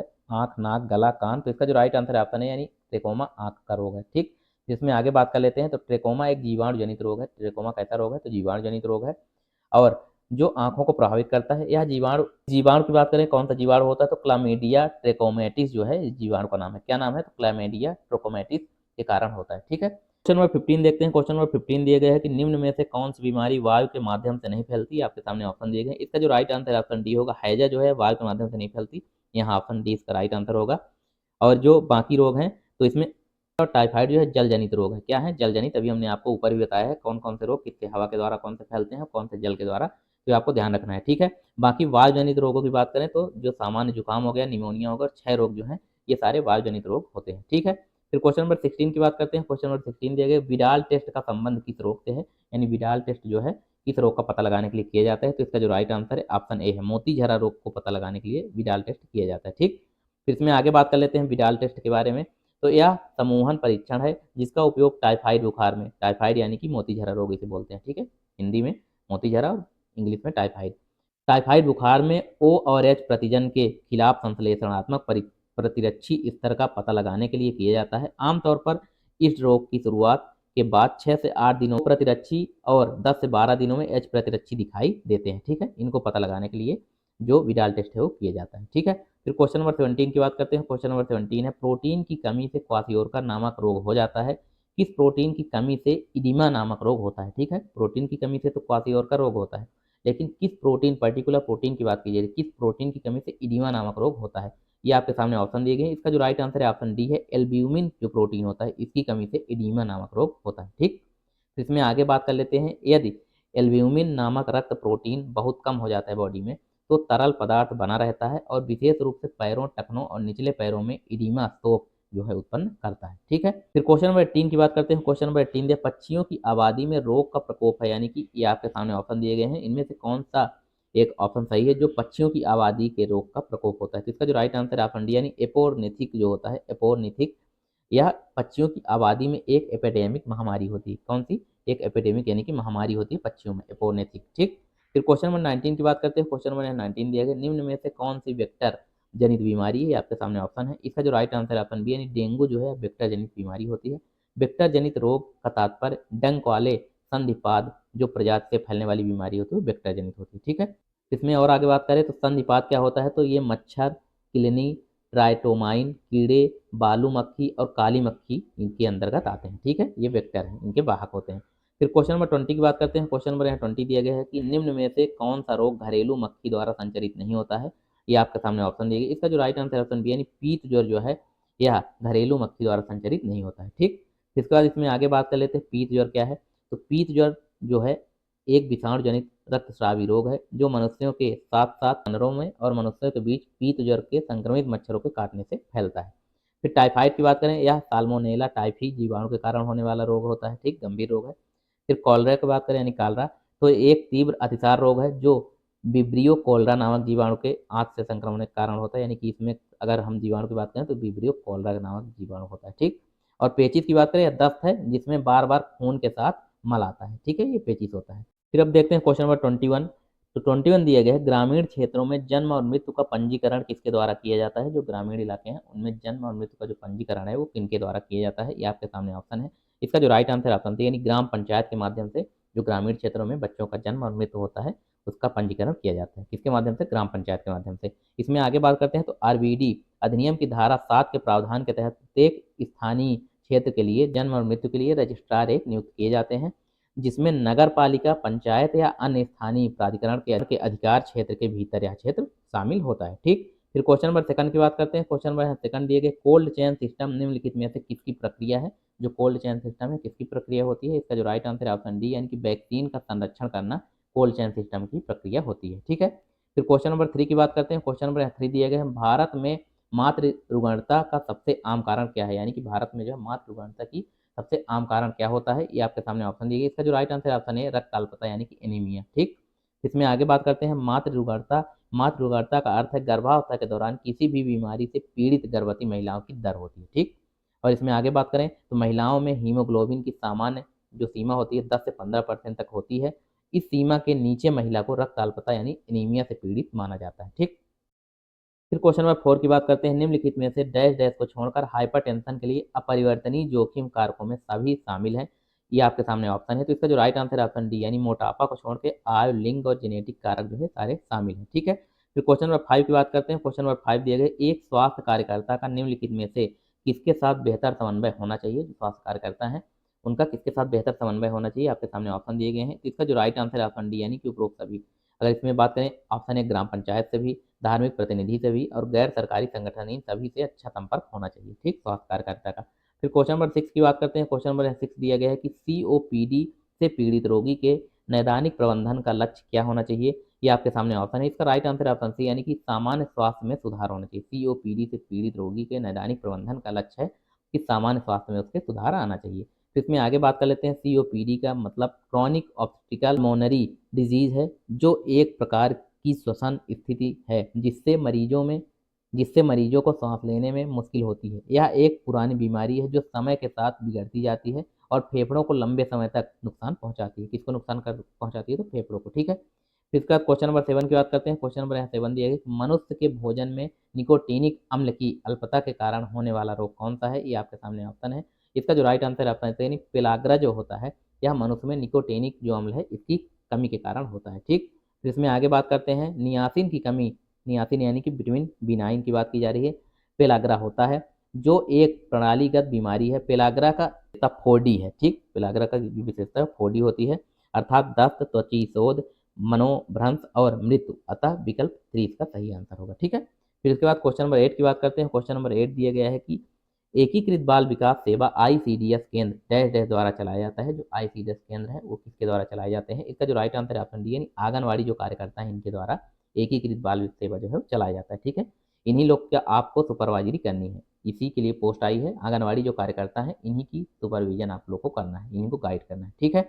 फिर इसके बाद इसमें आगे बात करते हैं तो ICDS एकीकृत बाल विकास सेवा 1975 या दुनिया के सबसे बड़े बाल देखभाल कार्यक्रमों में से एक है, जो बाल स्वास्थ्य, भूख, कुपोषण और इसमें संबंधित मुद्दों पर केंद्रित है। ICDS योजना के तहत व्यक्ति और संगठित स्वास्थ्य सेवा के बीच की खाई को पाटने और 0 से 6 वर्ष की आयु के बच्चों की स्वास्थ्य और शैक्षिक आवश्यकताओं पर ध्यान केंद्रित करने के लिए 1000 की जनसंख्या को एक प्रशिक्षित व्यक्ति आवंटित किया जाता है। यह व्यक्ति आंगनबाड़ी कार्यकर्ता होता है, ठीक है, होती है। फिर क्वेश्चन नंबर 9 दिया गया कि हेपेटाइटिस बी जो वायरस है HBV वाहक चरण कितने माह का होता है? तो इसका जो राइट आंसर है ऑप्शन से यानी 9 माह का होता है। कितने माह का? 9 माह का। तो इसमें आगे बात करते हैं हेपेटाइटिस बी वायरस जो होता है। हेपेटाइटिस बी वायरस के कारण हेपेटाइटिस बी होता है, जो एक आंशिक रूप से द्विरज्जुक परिपत्र DNA जीनोम युक्त एक परिग्रहित विषाणु होता है और यह हेपाडना वायरस कुल में वर्गीकृत है। किस कुल में वर्गीकृत है? तो हेपाडना वायरस में, ठीक है। फिर क्वेश्चन नंबर 10 की बात करते हैं। क्वेश्चन नंबर 10 दिया गया निम्नलिखित में से कौन सा रोग कपास के रेशे की धूल के अंतःश्वसन के कारण होता है? ये आपके सामने ऑप्शन है। इसका जो राइट आंसर है ऑप्शन बी यानी वाइसिनोसिस जो होता है, वाइसिनोसिस। यह रोग कपास जो होता है उसके रेशे की धूल की वजह से होता है, ठीक है, अंतःश्वसन से। उसका जो रेशा होता है, जो लोग कपास की फैक्ट्री में काम करते हैं उनका जो श्वसन होता है वो रेशे के रूप में उस श्वसन में चला जाता है, जो कि अंतःश्वसन होता है। तो रोग जो है उन्हीं लोग को होता है, ठीक है। फिर क्वेश्चन नंबर 11 की बात करते हैं। क्वेश्चन नंबर यहाँ 11 दिया गया है कि HIV रोग के उपचार के लिए संयोजन चिकित्सा के बारे में निम्नलिखित में से कौन सा कथन सत्य है? ये आपके सामने ऑप्शन दिए गए हैं। राइट आंसर ऑप्शन सी है। यह दवा संख्या 1 के प्रतिरोध के बावजूद दवा संख्या 2 के प्रतिरोध के उद्भव को रोकते हुए दवा संख्या 1 द्वारा प्राप्त निरंतर लाभ का कारण बनता है, ठीक है। फिर क्वेश्चन नंबर 12 की बात करते हैं। क्वेश्चन नंबर 12 दिया गैस्ट्रोएसोफेगनल जो होता है रिफ्लेक्स रोग GERD निम्नलिखित में से कौन सा अंग प्रभावित करता है? जो गैस्ट्रोएसोफेगल रिफ्लेक्स रोग होता है वह किस जो अंग है उसको प्रभावित करता है? ये आपके सामने ऑप्शन दिए गए हैं। इसका जो राइट आंसर है ऑप्शन बी यानी निम्न जो ग्रसिका अवरोधनी है इसको प्रभावित करता है, ठीक है। फिर क्वेश्चन नंबर 13 की बात करते हैं। क्वेश्चन नंबर 13 दिया गया कि MMR वैक्सीन की पहली खुराक किस उम्र में दी जाती है? इसका जो राइट आंसर है ऑप्शन डी यानी कि 9 माह में जो MMR की वैक्सीन है वो पहली खुराक उसकी 9 माह के बच्चे को दी जाती है, ठीक है। फिर क्वेश्चन नंबर 14 की बात करते हैं। क्वेश्चन नंबर 14 दिया गया है कि 14 दिया गया भारत में ग्रामीण स्वशासन की त्रिस्तरीय संरचना को डैश डैश के रूप में जाना जाता है। ये आपके सामने ऑप्शन है। इसका जो राइट आंसर है ऑप्शन सी यानी पंचायती राज के रूप में जाना जाता है। किस रूप में? पंचायती राज के रूप में, ठीक है। फिर क्वेश्चन नंबर 15 की बात करते हैं। क्वेश्चन नंबर 15 दिया गया है भोरे समिति का गठन डैश डैश में किया गया यानी भोरे समिति का गठन कब किया गया? इसका राइट आंसर है ऑप्शन बी यानी 1943 में किया गया है। उसके बाद क्वेश्चन नंबर 16 की बात करते हैं। क्वेश्चन नंबर 16 है अंतरराष्ट्रीय रूप से अनुशासित प्रत्यक्षता प्रेक्षित उपचार अल्पक्रम directly observe treatment short course DOTS जो होता है रणनीति इनमें से किस रोग से संबंधित होती है? तो इसका जो राइट आंसर ऑप्शन है यानी क्षय रोग, ट्यूबरक्लोसिस यानी टीबी रोग जो होता है इससे संबंधित होता है डॉट्स। और डॉट्स की फुल फॉर्म की बात करें directly observe treatment short course होता है, ठीक है।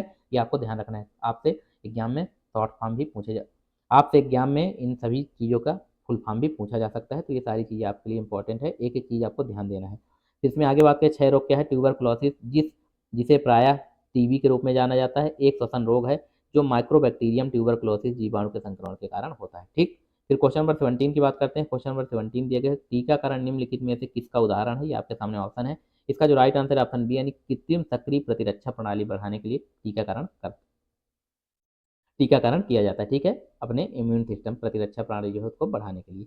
फिर क्वेश्चन नंबर 18 की बात करते हैं। क्वेश्चन नंबर 18 दिया गया निम्नलिखित में से कौन सा स्वास्थ्य को बढ़ावा देने वाली जीवन शैली नहीं है?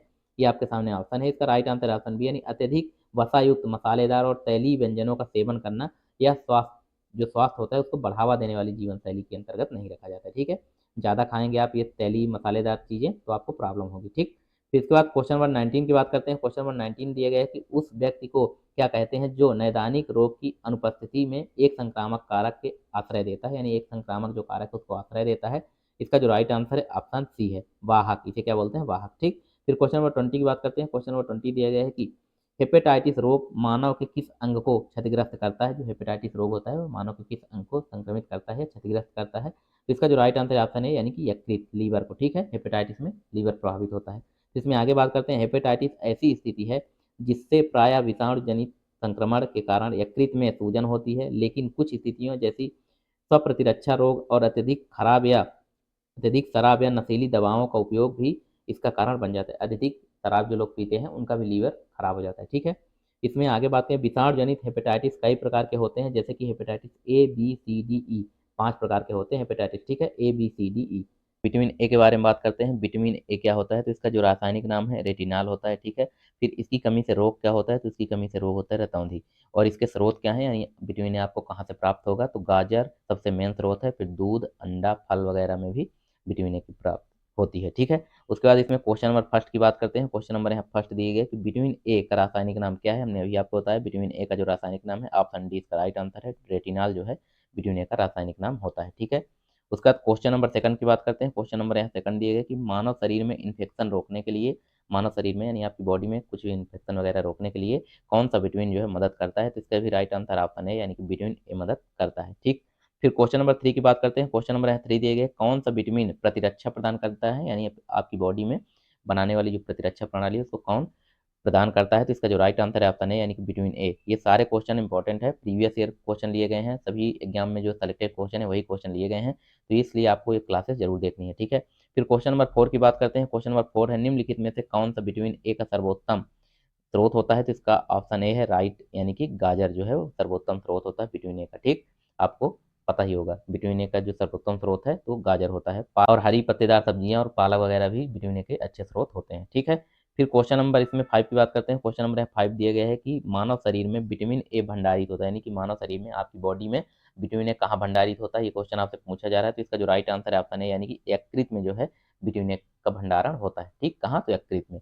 फिर क्वेश्चन नंबर सिक्स की बात करते हैं। क्वेश्चन नंबर यहाँ सिक्स है, विटामिन ए के आविष्कारक कौन है, विटामिन ए के खोजकर्ता कौन है, तो इसका जो राइट आंसर है ऑप्शन सी, यानी हॉपकिंस ने विटामिन ए की खोज की थी और फंक ने विटामिन की खोज की थी। ठीक है, विटामिन की खोज की बात की जाए तो फंक ने की थी और हॉपकिंस जो है विटामिन ए की खोज की थी। ठीक, फिर उसके बाद क्वेश्चन नंबर सेवन की बात करते हैं। क्वेश्चन नंबर सेवन दिए गए, परजीवी फसल, जो परजीवी फसल होती है, तो स्वर्ण चावल किस वांछनीय लक्षण के लिए तैयार किया जाता है, उसमें जो आपकी ट्रांसजेनिक जो परजीवी स्वर्ण चावल होते हैं वह किस वांछनीय लक्षण के लिए तैयार की गई है, यानी कि उसमें उसको किस लिए तैयार किया गया है, तो इसका राइट आंसर है ऑप्शन है, यानी विटामिन ए को मिलाकर उसको तैयार किया गया है, उसमें विटामिन ए की प्रचुर मात्रा होती है। ठीक है, फिर उसके बाद इसमें क्वेश्चन नंबर एट की बात करते हैं। क्वेश्चन नंबर एट दिया गया कि निम्नलिखित में से कौन सा विटामिन ए का प्रचुरतम स्रोत है, तो इसका जो राइट आंसर है आम है। ठीक, सेव, पपीता, अमरूद में से आम जो है विटामिन ए का प्रचुरतम होता है। ठीक है, ये आप ये सारे क्वेश्चन जो है काफ़ी इंपॉर्टेंट है, तो आपको ध्यान से करना है, क्योंकि सारे क्वेश्चन पूछे गए हैं प्रीवियस ईयर में, कहीं ना कहीं एग्जाम में आए हैं, वहीं से हमने ये सारे क्वेश्चन उठाए हैं, एक एक क्वेश्चन आपके लिए सेलेक्ट किए गए हैं। फिर क्वेश्चन नंबर नाइन की बात करते हैं। क्वेश्चन नंबर है नाइन, देखिए गोल्डन चावल, गोल्डन राइस जो होता है एक प्रचुरतम स्रोत होता है, तो गोल्डन राइस भी यह विटामिन ए का प्रचुरतम स्रोत होता है। ठीक है, क्वेश्चन नंबर टेन की बात करते हैं। क्वेश्चन नंबर है टेन दिया है कि रतौंधी किस विटामिन की कमी से होता है, अभी हमने आपको ऊपर भी बताया, रतौंधी जो है विटामिन ए की कमी से होता है। फिर क्वेश्चन नंबर 11 की बात करते हैं। क्वेश्चन नंबर 11 है, विटामिन ए की कमी के कारण होता है, यानी विटामिन ए की कमी से आपको क्या होता है, तो इसका जो राइट आंसर है ऑप्शन सी, यानी नाइट ब्लाइंडनेस जो है वो विटामिन ए की कमी के कारण होता है। ठीक है, विटामिन ए की कमी से आंखों वाले जितने भी रोग हैं विटामिन ए की कमी के कारण ही होते हैं। विटामिन बी की बात करते हैं, विटामिन बी कॉम्प्लेक्स की, जितने भी विटामिन बी वन के अंतर्गत आते हैं बी में, तो वो सारे जो विटामिन हैं उनके बारे में बात करेंगे। सबसे पहला विटामिन है इसमें विटामिन बी वन, तो इसका रासायनिक नाम थायमिन होता है, विटामिन बी वन और थायमिन। ठीक है, फिर इसकी कमी से रोग जो होता है बेरी बेरी होता है, और इसका जो स्रोत है, सोर्स जो है मूंगफली, आलू और सब्जियां जो है विटामिन बी वन का प्रमुख स्रोत हैं। फिर विटामिन बी टू की बात करते हैं। विटामिन बी टू का रासायनिक नाम जो है राइबोफ्लोबिन होता है। ठीक, राइबोफ्लोबिन किस विटामिन का नाम है, तो विटामिन बी टू का। फिर कमी से रोग क्या है, तो त्वचा फटना, आंखों का रोग जो है विटामिन बी टू के कारण होता है। सोर्स यानी कि स्रोत जो है अंडा, दूध और हरी सब्जियां हैं, विटामिन बी टू का सोर्स है। फिर विटामिन बी थ्री की बात करते हैं। विटामिन बी थ्री का जो रासायनिक नाम है वो निकोटेनेमाइड, नियासिन इसे कहते हैं, नियासिन भी, और निकोटीनेमाइड भी इसे कहते हैं। ठीक है, ये रासायनिक नाम हो गया। फिर इसकी कमी से रोग कौन कौन से होते हैं, तो इसकी कमी से पैरों में जलन, बाल सफ़ेद होना विटामिन बी थ्री की कमी से होता है। ठीक है, बालों का जो सफ़ेद होना होता है तो वो विटामिन बी थ्री की कमी से, यानी कि कम एज में जिसके बाल सफ़ेद हो जाते हैं उसके लिए बात की जा रही है। इसके सोर्स की बात करें तो मांस, दूध, टमाटर, मूंगफली इसके प्रमुख स्रोत हैं। फिर विटामिन बी फाइव की बात करते हैं। जो विटामिन बी फाइव है तो इसका जो रासायनिक नेम है, सबसे पहले पेंथोनिक एसिड, यानी कि पेंथोनिक अम्ल होता है इसका रासायनिक नाम। कमी से रोग क्या होता है, तो मासिक विकार, पेलाग्रा जो है या विटामिन बी B5 की कमी से होता है। और सोर्स की बात करें तो मांस, मूंगफली, आलू जो है विटामिन B5 के सोर्स हैं, ठीक है। फिर विटामिन B6 की बात करते हैं। विटामिन B6 का रासायनिक नाम जो है पायरोडॉक्सिन है। विटामिन B6 का रासायनिक नाम क्या है तो पायरोडॉक्सिन। और कमी से रोग क्या होता है तो एनीमिया, त्वचा रोग जो है विटामिन B6 की कमी से होता है। सोर्स दूध, मांस, सब्जी जो है इसके प्रमुख सोर्स हैं। फिर विटामिन B7 जिसे विटामिन एच भी कहते हैं, ठीक है। तो आप के अगर एग्जाम में आ जाता है तो कन्फ्यूज नहीं होना है। विटामिन एच और विटामिन B7 सेम है, ठीक है। इसका रासायनिक नाम बायोटीन है। विटामिन B7 का रासायनिक नाम क्या है तो बायोटीन। और इसकी कमी से रोग जो है बालों का गिरना, चर्म रोग जो है विटामिन B7 की कमी से होता है। स्रोत जो है सोर्स क्या है तो ईस्ट, गेहूं, अंडा, ये सारे सोर्स होते हैं विटामिन B7 के। फिर विटामिन B9 की बात करते हैं। विटामिन B9 का रासायनिक नाम फोलेट या फॉलिक एसिड होता है, ठीक है। और इसकी जो कमी के कारण रोग क्या होता है तो एनीमिया हो गया, गर्भधारण संबंधी समस्याएं और हृदय रोग जो है विटामिन B9 की कमी के कारण होता है। और सोर्स यानी स्रोत क्या है तो पालक, केले, ब्रोकली, शतावरी, ब्रेसल्स, स्प्राउट्स वगैरह जो हैं यह विटामिन B9 के प्रमुख स्रोत हैं, ठीक। फिर विटामिन B12 की बात करते हैं। विटामिन B12 है, रासायनिक नाम साइनोकोबाल्मिन है। इसका रासायनिक नाम क्या है तो साइनोकोबाल्मिन है। और कमी से रोग कौन कौन से होता है तो एनीमिया, पांडु रोग जो है विटामिन B12 की कमी से होता है। सोर्स यानी स्रोत की बात करें तो मांस, कजेली, दूध या इसके विटामिन B12 के प्रमुख स्रोत हैं, ठीक। फिर अब क्वेश्चन में आ जाते हैं। इसका सबसे पहला क्वेश्चन यानी कि विटामिन B12 का फर्स्ट क्वेश्चन की बात करते हैं। बाकी क्वेश्चन नंबर इसमें 12 है। विटामिन बी का रासायनिक नाम क्या है तो सी, थायमिन जो है विटामिन बी का रासायनिक नाम है। वैसे तो विटामिन B1 का रासायनिक नाम है, लेकिन इसमें बाकी सारे रेटिनॉल जो है विटामिन ए का है, स्कॉर्बिक एसिड विटामिन सी का है, टेक विटामिन बी में कौन सा है तो थायमिन जो है विटामिन बी का नाम है। बाकी अगर विटामिन बी कॉम्प्लेक्स के अंदर की बात करें तो विटामिन B1 का रासायनिक नाम थायमिन होता है, ठीक है। उसके बाद क्वेश्चन नंबर 13 की बात करते हैं। क्वेश्चन नंबर यहाँ 13 दिया गया है कि बेरी बेरी रोग किस विटामिन की कमी के कारण होता है। इसका ऑप्शन सी है, विटामिन B1 की कमी के कारण बेरी बेरी रोग होता है, हमने अभी आपको ऊपर बताया है, ठीक। क्वेश्चन नंबर 14 की बात करते हैं। क्वेश्चन नंबर 14 है, निम्न विटामिनों में से किसमें कोबाल्ट होता है, यानी किस विटामिन में कोबाल्ट पाया जाता है। ये आपके सामने ऑप्शन दिए गए। इसका राइट आंसर ऑप्शन बी यानी विटामिन B12 में कोबाल्ट पाया जाता है, ठीक है। फिर क्वेश्चन नंबर 15 की बात करते हैं। क्वेश्चन नंबर 15 दिया गया कि विटामिन B7 का रासायनिक नाम क्या होता है। तो इसका जो राइट आंसर है ऑप्शन डी यानी बायोटिन। विटामिन B7 या विटामिन एच का रासायनिक नाम बायोटिन होता है, ठीक। फिर क्वेश्चन नंबर 16 की बात करते हैं। क्वेश्चन नंबर 16 दिया गया है कि विटामिन B6 की कमी से पुरुष में हो जाता है, यानी विटामिन B6 की कमी से क्या होता है। तो इसका जो राइट आंसर है ऑप्शन डी यानी अरक्तता। विटामिन B6 की कमी से पुरुषों में अरक्तता हो जाती है, ठीक। फिर क्वेश्चन नंबर 17 की बात करते हैं। क्वेश्चन नंबर 17 दिया गया है कि निम्नलिखित में से साइनोकोबाल्मिन है, यानी साइनोकोबाल्मिन किस विटामिन का नाम है, रासायनिक नाम है। तो इसका राइट आंसर है ऑप्शन डी यानी विटामिन B12 का निक नाम है साइनोकोबाल्मिन होता है, ठीक है। फिर हम विटामिन सी के बारे में जानकारी थोड़ी सी पहले ले लेते हैं, फिर उसके बाद उसके सारे ऑब्जेक्टिव क्वेश्चन करते हैं। तो विटामिन सी की बात करें तो इसका रासायनिक नाम जो है स्कॉर्बिक एसिड होता है। इसकी कमी से रोग क्या क्या होता है तो इसकी कमी से स्कर्वी रोग हो जाता है, मसूड़ों का फूलना, ये सारे जो रोग हैं विटामिन सी की कमी से होते हैं, ठीक है। दांतों और मसूड़ों से संबंधित जितने भी रोग हैं विटामिन सी की कमी के कारण होता है, ठीक। फिर सोर्स की बात करें तो आंवला, नींबू, संतरा, नारंगी यानी खट्टे फल जितने भी हैं तो इनके माध्यम से विटामिन सी आपको मिलता है अपनी बॉडी को, ठीक। फिर इसमें क्वेश्चन नंबर 18 की बात करें तो क्वेश्चन नंबर 18 दिया गया है कि विटामिन सी का रासायनिक नाम क्या होता है। तो अभी हमने आपको बताया कि इसका जो रासायनिक नाम है ऑप्शन ए एस्कॉर्बिक एसिड इसका रासायनिक नाम होता है विटामिन सी का। फिर क्वेश्चन नंबर 19 की बात करते हैं। क्वेश्चन नंबर है 19 दिया गया कि स्कर्वी रोग की किस विटामिन की कमी के कारण होता है। तो इसका राइट आंसर ऑप्शन है यानी विटामिन सी की कमी के कारण स्कर्वी रोग होता है। फिर क्वेश्चन नंबर 20 की बात करते हैं। विटामिन जो खट्टे फलों में पाया जाता है तथा चर्म रोग को स्वस्थ रखने के लिए जरूरी होता है। तो इसका भी राइट आंसर ऑप्शन सी यानी विटामिन सी की वजह से ही चर्म रोग को स्वस्थ रखता है और खट्टे फलों में विटामिन सी ही पर्याप्त मात्रा में पाया जाता है। फिर क्वेश्चन नंबर 21 की बात करते हैं। क्वेश्चन नंबर है 21 दिया गया है कि कौन सा विटामिन गर्म करने पर नष्ट हो जाता है। तो इसका राइट आंसर है ऑप्शन सी यानी कि विटामिन सी जो है इसे गर्म करने पर यह नष्ट हो जाता है, ठीक है। फिर क्वेश्चन नंबर 22 की बात करते हैं। क्वेश्चन नंबर 22 है किस विटामिन की कमी के कारण मसूड़ों में रक्त आता है और दांत हिलने लगते हैं। तो इसका भी राइट आंसर ऑप्शन सी है विटामिन सी इसका राइट आंसर होगा। हमने ऊपर अभी आपको बताया है कि मसूड़ों और दांत से संबंधित जितने भी रोग विकार होते हैं ये विटामिन सी की कमी के कारण होते हैं, ठीक है। फिर क्वेश्चन नंबर 23 की बात करते हैं। क्वेश्चन नंबर 23 दिए गए कि विटामिन सी का सबसे अच्छा स्रोत क्या होता है। तो इसका राइट आंसर है ऑप्शन डी यानी आंवला जो है विटामिन सी का सबसे अच्छा स्रोत होता है, खट्टा फल। फिर क्वेश्चन नंबर 24 है सब्जियों को धोने से कौन सा विटामिन निकल जाता है। तो इसका राइट आंसर ऑप्शन बी यानी विटामिन सी जो है, जो विटामिन सी है या जल में घुलनशील होता है, इसलिए यह सब्जियों को धोने से जो बिटवीन सी है निकल जाता है। ठीक है, इसलिए सब्जियों को काटने के बाद नहीं धुलना चाहिए। जब आप लाएँ तो पहले आप उसको प्रॉपर धुल लें, फिर आप काटें। ठीक है, सब्जियों काटने के बाद आपको नहीं धुलना चाहिए, क्योंकि उससे विटामिन सी वगैरह निकल जाता है। फिर आगे हम विटामिन डी के बारे में बात करते हैं। विटामिन डी का रासायनिक नाम क्या है? तो विटामिन डी का जो रासायनिक नाम कैल्सीफेरॉल है। ठीक है, और इसकी कमी से क्या होता है? तो इसकी कमी से रिकेट्स होता है। और सोर्स की बात करें, सूर्य का प्रकाश और दूध और अंडे से विटामिन डी की प्राप्ति होती है। फिर इसमें क्वेश्चन नंबर 25 की बात करें, जो कि विटामिन डी से संबंधित क्वेश्चन रहेंगे। तो इसमें आगे दिया गया है कि कैल्सीफेरॉल रासायनिक यौगिक का सामान्य नाम क्या है? तो इसका राइट आंसर ऑप्शन बी, यानी विटामिन डी इसका राइट आंसर है। फिर क्वेश्चन नंबर 26 की बात करते हैं। क्वेश्चन नंबर यहाँ 26 दिया गया है कि विटामिन डी का सर्वोत्तम स्रोत क्या है? ये आपके सामने ऑप्शन दिए गए। इसका राइट आंसर ऑप्शन ए, यानी कि सूर्य का प्रकाश जो है सर्वोत्तम स्रोत होता है। ठीक है, फिर क्वेश्चन नंबर 27 की बात करते हैं। क्वेश्चन नंबर यहाँ 27 दिए गए, मछलियों के यकृत के तेल में कौन सा विटामिन बहुतायत में पाया जाता है? ये आपके सामने ऑप्शन दिए गए हैं। इसका जो राइट आंसर है ऑप्शन डी, यानी विटामिन डी जो है यह मछलियों के यकृत के तेल में सर्वाधिक पाया जाता है। ठीक है, फिर क्वेश्चन नंबर 28 की बात करते हैं। बच्चों में अंगों की अस्थियां मुड़ जाती हैं यदि कमी हो जाए? तो इसका राइट आंसर ऑप्शन सी, यानी विटामिन डी की कमी हो जाती है तो बच्चों की हड्डियां कमजोर हो जाती हैं और हम मुड़ जाती हैं। ठीक, फिर क्वेश्चन नंबर 29 की बात करते हैं। क्वेश्चन नंबर यहाँ 29 दिए गए, कौन सा विटामिन शरीर में भंडारित नहीं होता है? तो इसका राइट आंसर है ऑप्शन सी, यानी विटामिन डी जो है यह शरीर में भंडारित नहीं होता है। फिर क्वेश्चन नंबर 30 की बात करते हैं। क्वेश्चन नंबर यहाँ 30 दिए गए, विटामिन डी की कमी के कारण कौन सा रोग होता है? इसका राइट आंसर ऑप्शन सी, यानी रिकेट्स जो है यह विटामिन डी की कमी के कारण होता है। और स्कर्वी की बात करें, विटामिन सी की कमी के कारण स्कर्वी होता है। एनीमिया जो है विटामिन B12 की कमी के कारण होता है। ठीक है, फिर उसके बाद क्वेश्चन नंबर 31 की बात करते हैं। क्वेश्चन नंबर यहाँ 31 दिया गया है कि सनसाइन विटामिन है, यानी कि सनसाइन कौन सा विटामिन होता है? तो इसका राइट आंसर ऑप्शन सी, यानी विटामिन डी जो है सनसाइन विटामिन के नाम से भी जाना जाता है। ठीक है, क्योंकि हमें सूर्य से मिलता है। फिर उसके बाद इसमें आगे हम विटामिन ई की बात करते हैं। विटामिन ई के बारे में, तो रासायनिक नाम क्या है विटामिन ई का? तो टेकोफेरॉल इसका नाम है। ठीक, विटामिन ई का जो रासायनिक नाम है टेकोफेरॉल है।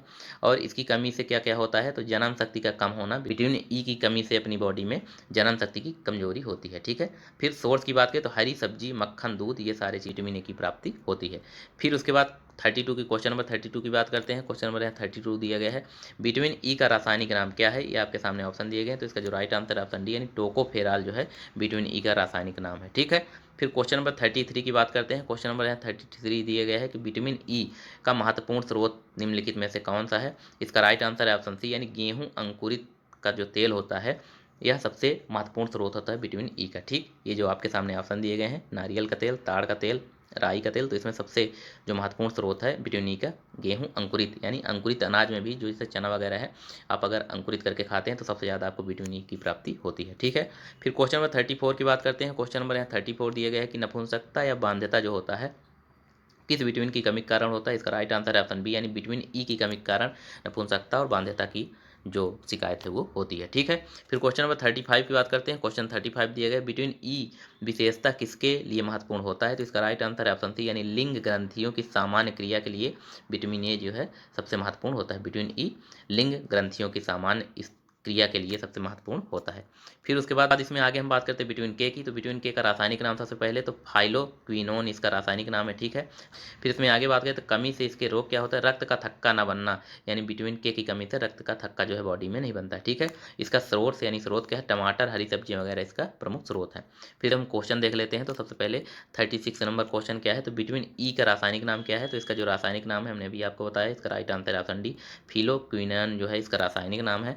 फिर उसके बाद क्वेश्चन नंबर 37 की बात करते हैं। क्वेश्चन नंबर है 37 दिया है, कौन सा विटामिन रक्त का थक्का बनाने में सहायक होता है? इसका राइट आंसर ऑप्शन ए, यानी कि विटामिन के जो है बॉडी में अपने रक्त का थक्का जमाने के लिए इंपॉर्टेंट होता है। ठीक है, फिर क्वेश्चन नंबर 38 की बात करते हैं। क्वेश्चन नंबर 38 दिया गया है कि विटामिन शब्द किसने दिया था? तो इसका राइट आंसर है ऑप्शन बी, यानी फंक ने विटामिन शब्द की खोज की थी और इसके बारे में बताया था सबसे पहले। ठीक है, फिर क्वेश्चन नंबर 39 की बात करते हैं। क्वेश्चन नंबर 39 दिया गया है कि कौन सा विटामिन वसा में घुलनशील होता है? ये आपके सामने ऑप्शन दिए गए। इसका राइट आंसर ऑप्शन डी, यानी उपरोक्त सभी विटामिन ई, विटामिन ए और विटामिन डी ये सारे जो है वसा में घुलनशील विटामिन होते हैं। ठीक है, ये आपको ध्यान रखना है। वसा में घुलनशील जो है vitamin A, vitamin E, vitamin D ये सारे जो है वसा में घुलनशील होते हैं। बाकी जो बचे हैं बिटवीन सी और बिटवीन बी कॉम्प्लेक्स, ये सारे पानी में घुलनशील होते हैं। ठीक है, फिर क्वेश्चन नंबर 40 की बात करते हैं। क्वेश्चन नंबर 40 देखिए, वही क्वेश्चन है, जल में घुलनशील बिटवीन कौन से है? तो इसका जो राइट आंसर है ऑप्शन बिटवीन बी और बिटवीन सी जो है, ये सारे बिटवीन बी कॉम्प्लेक्स के जितने भी बिटवीन होते हैं, ये सारे जल में घुलनशील होते हैं। ठीक है, तो ये क्वेश्चन आपको ध्यान रखना है। ये जितने भी क्वेश्चन हमने आपको करवाए हैं, ये सारे क्वेश्चन इंपॉर्टेंट है, तभी प्रीवियस ईयर से लिए गए हैं। बार बार जो एग्जाम में पूछे जाते हैं वही क्वेश्चन लिए गए हैं। बस आपको जरूर देखनी है, साथ ही पीडीएफ आपको इसके डाउनलोड करके एक बार रिवाइज जरूर कर लेना है, क्योंकि हम जो है ज़्यादातर क्वेश्चन जो है प्रीवियस ईयर से सेलेक्ट करता है, नए क्वेश्चन कम ही बनाता है, तो वो इधर उधर से क्वेश्चन लाता है व्यापम।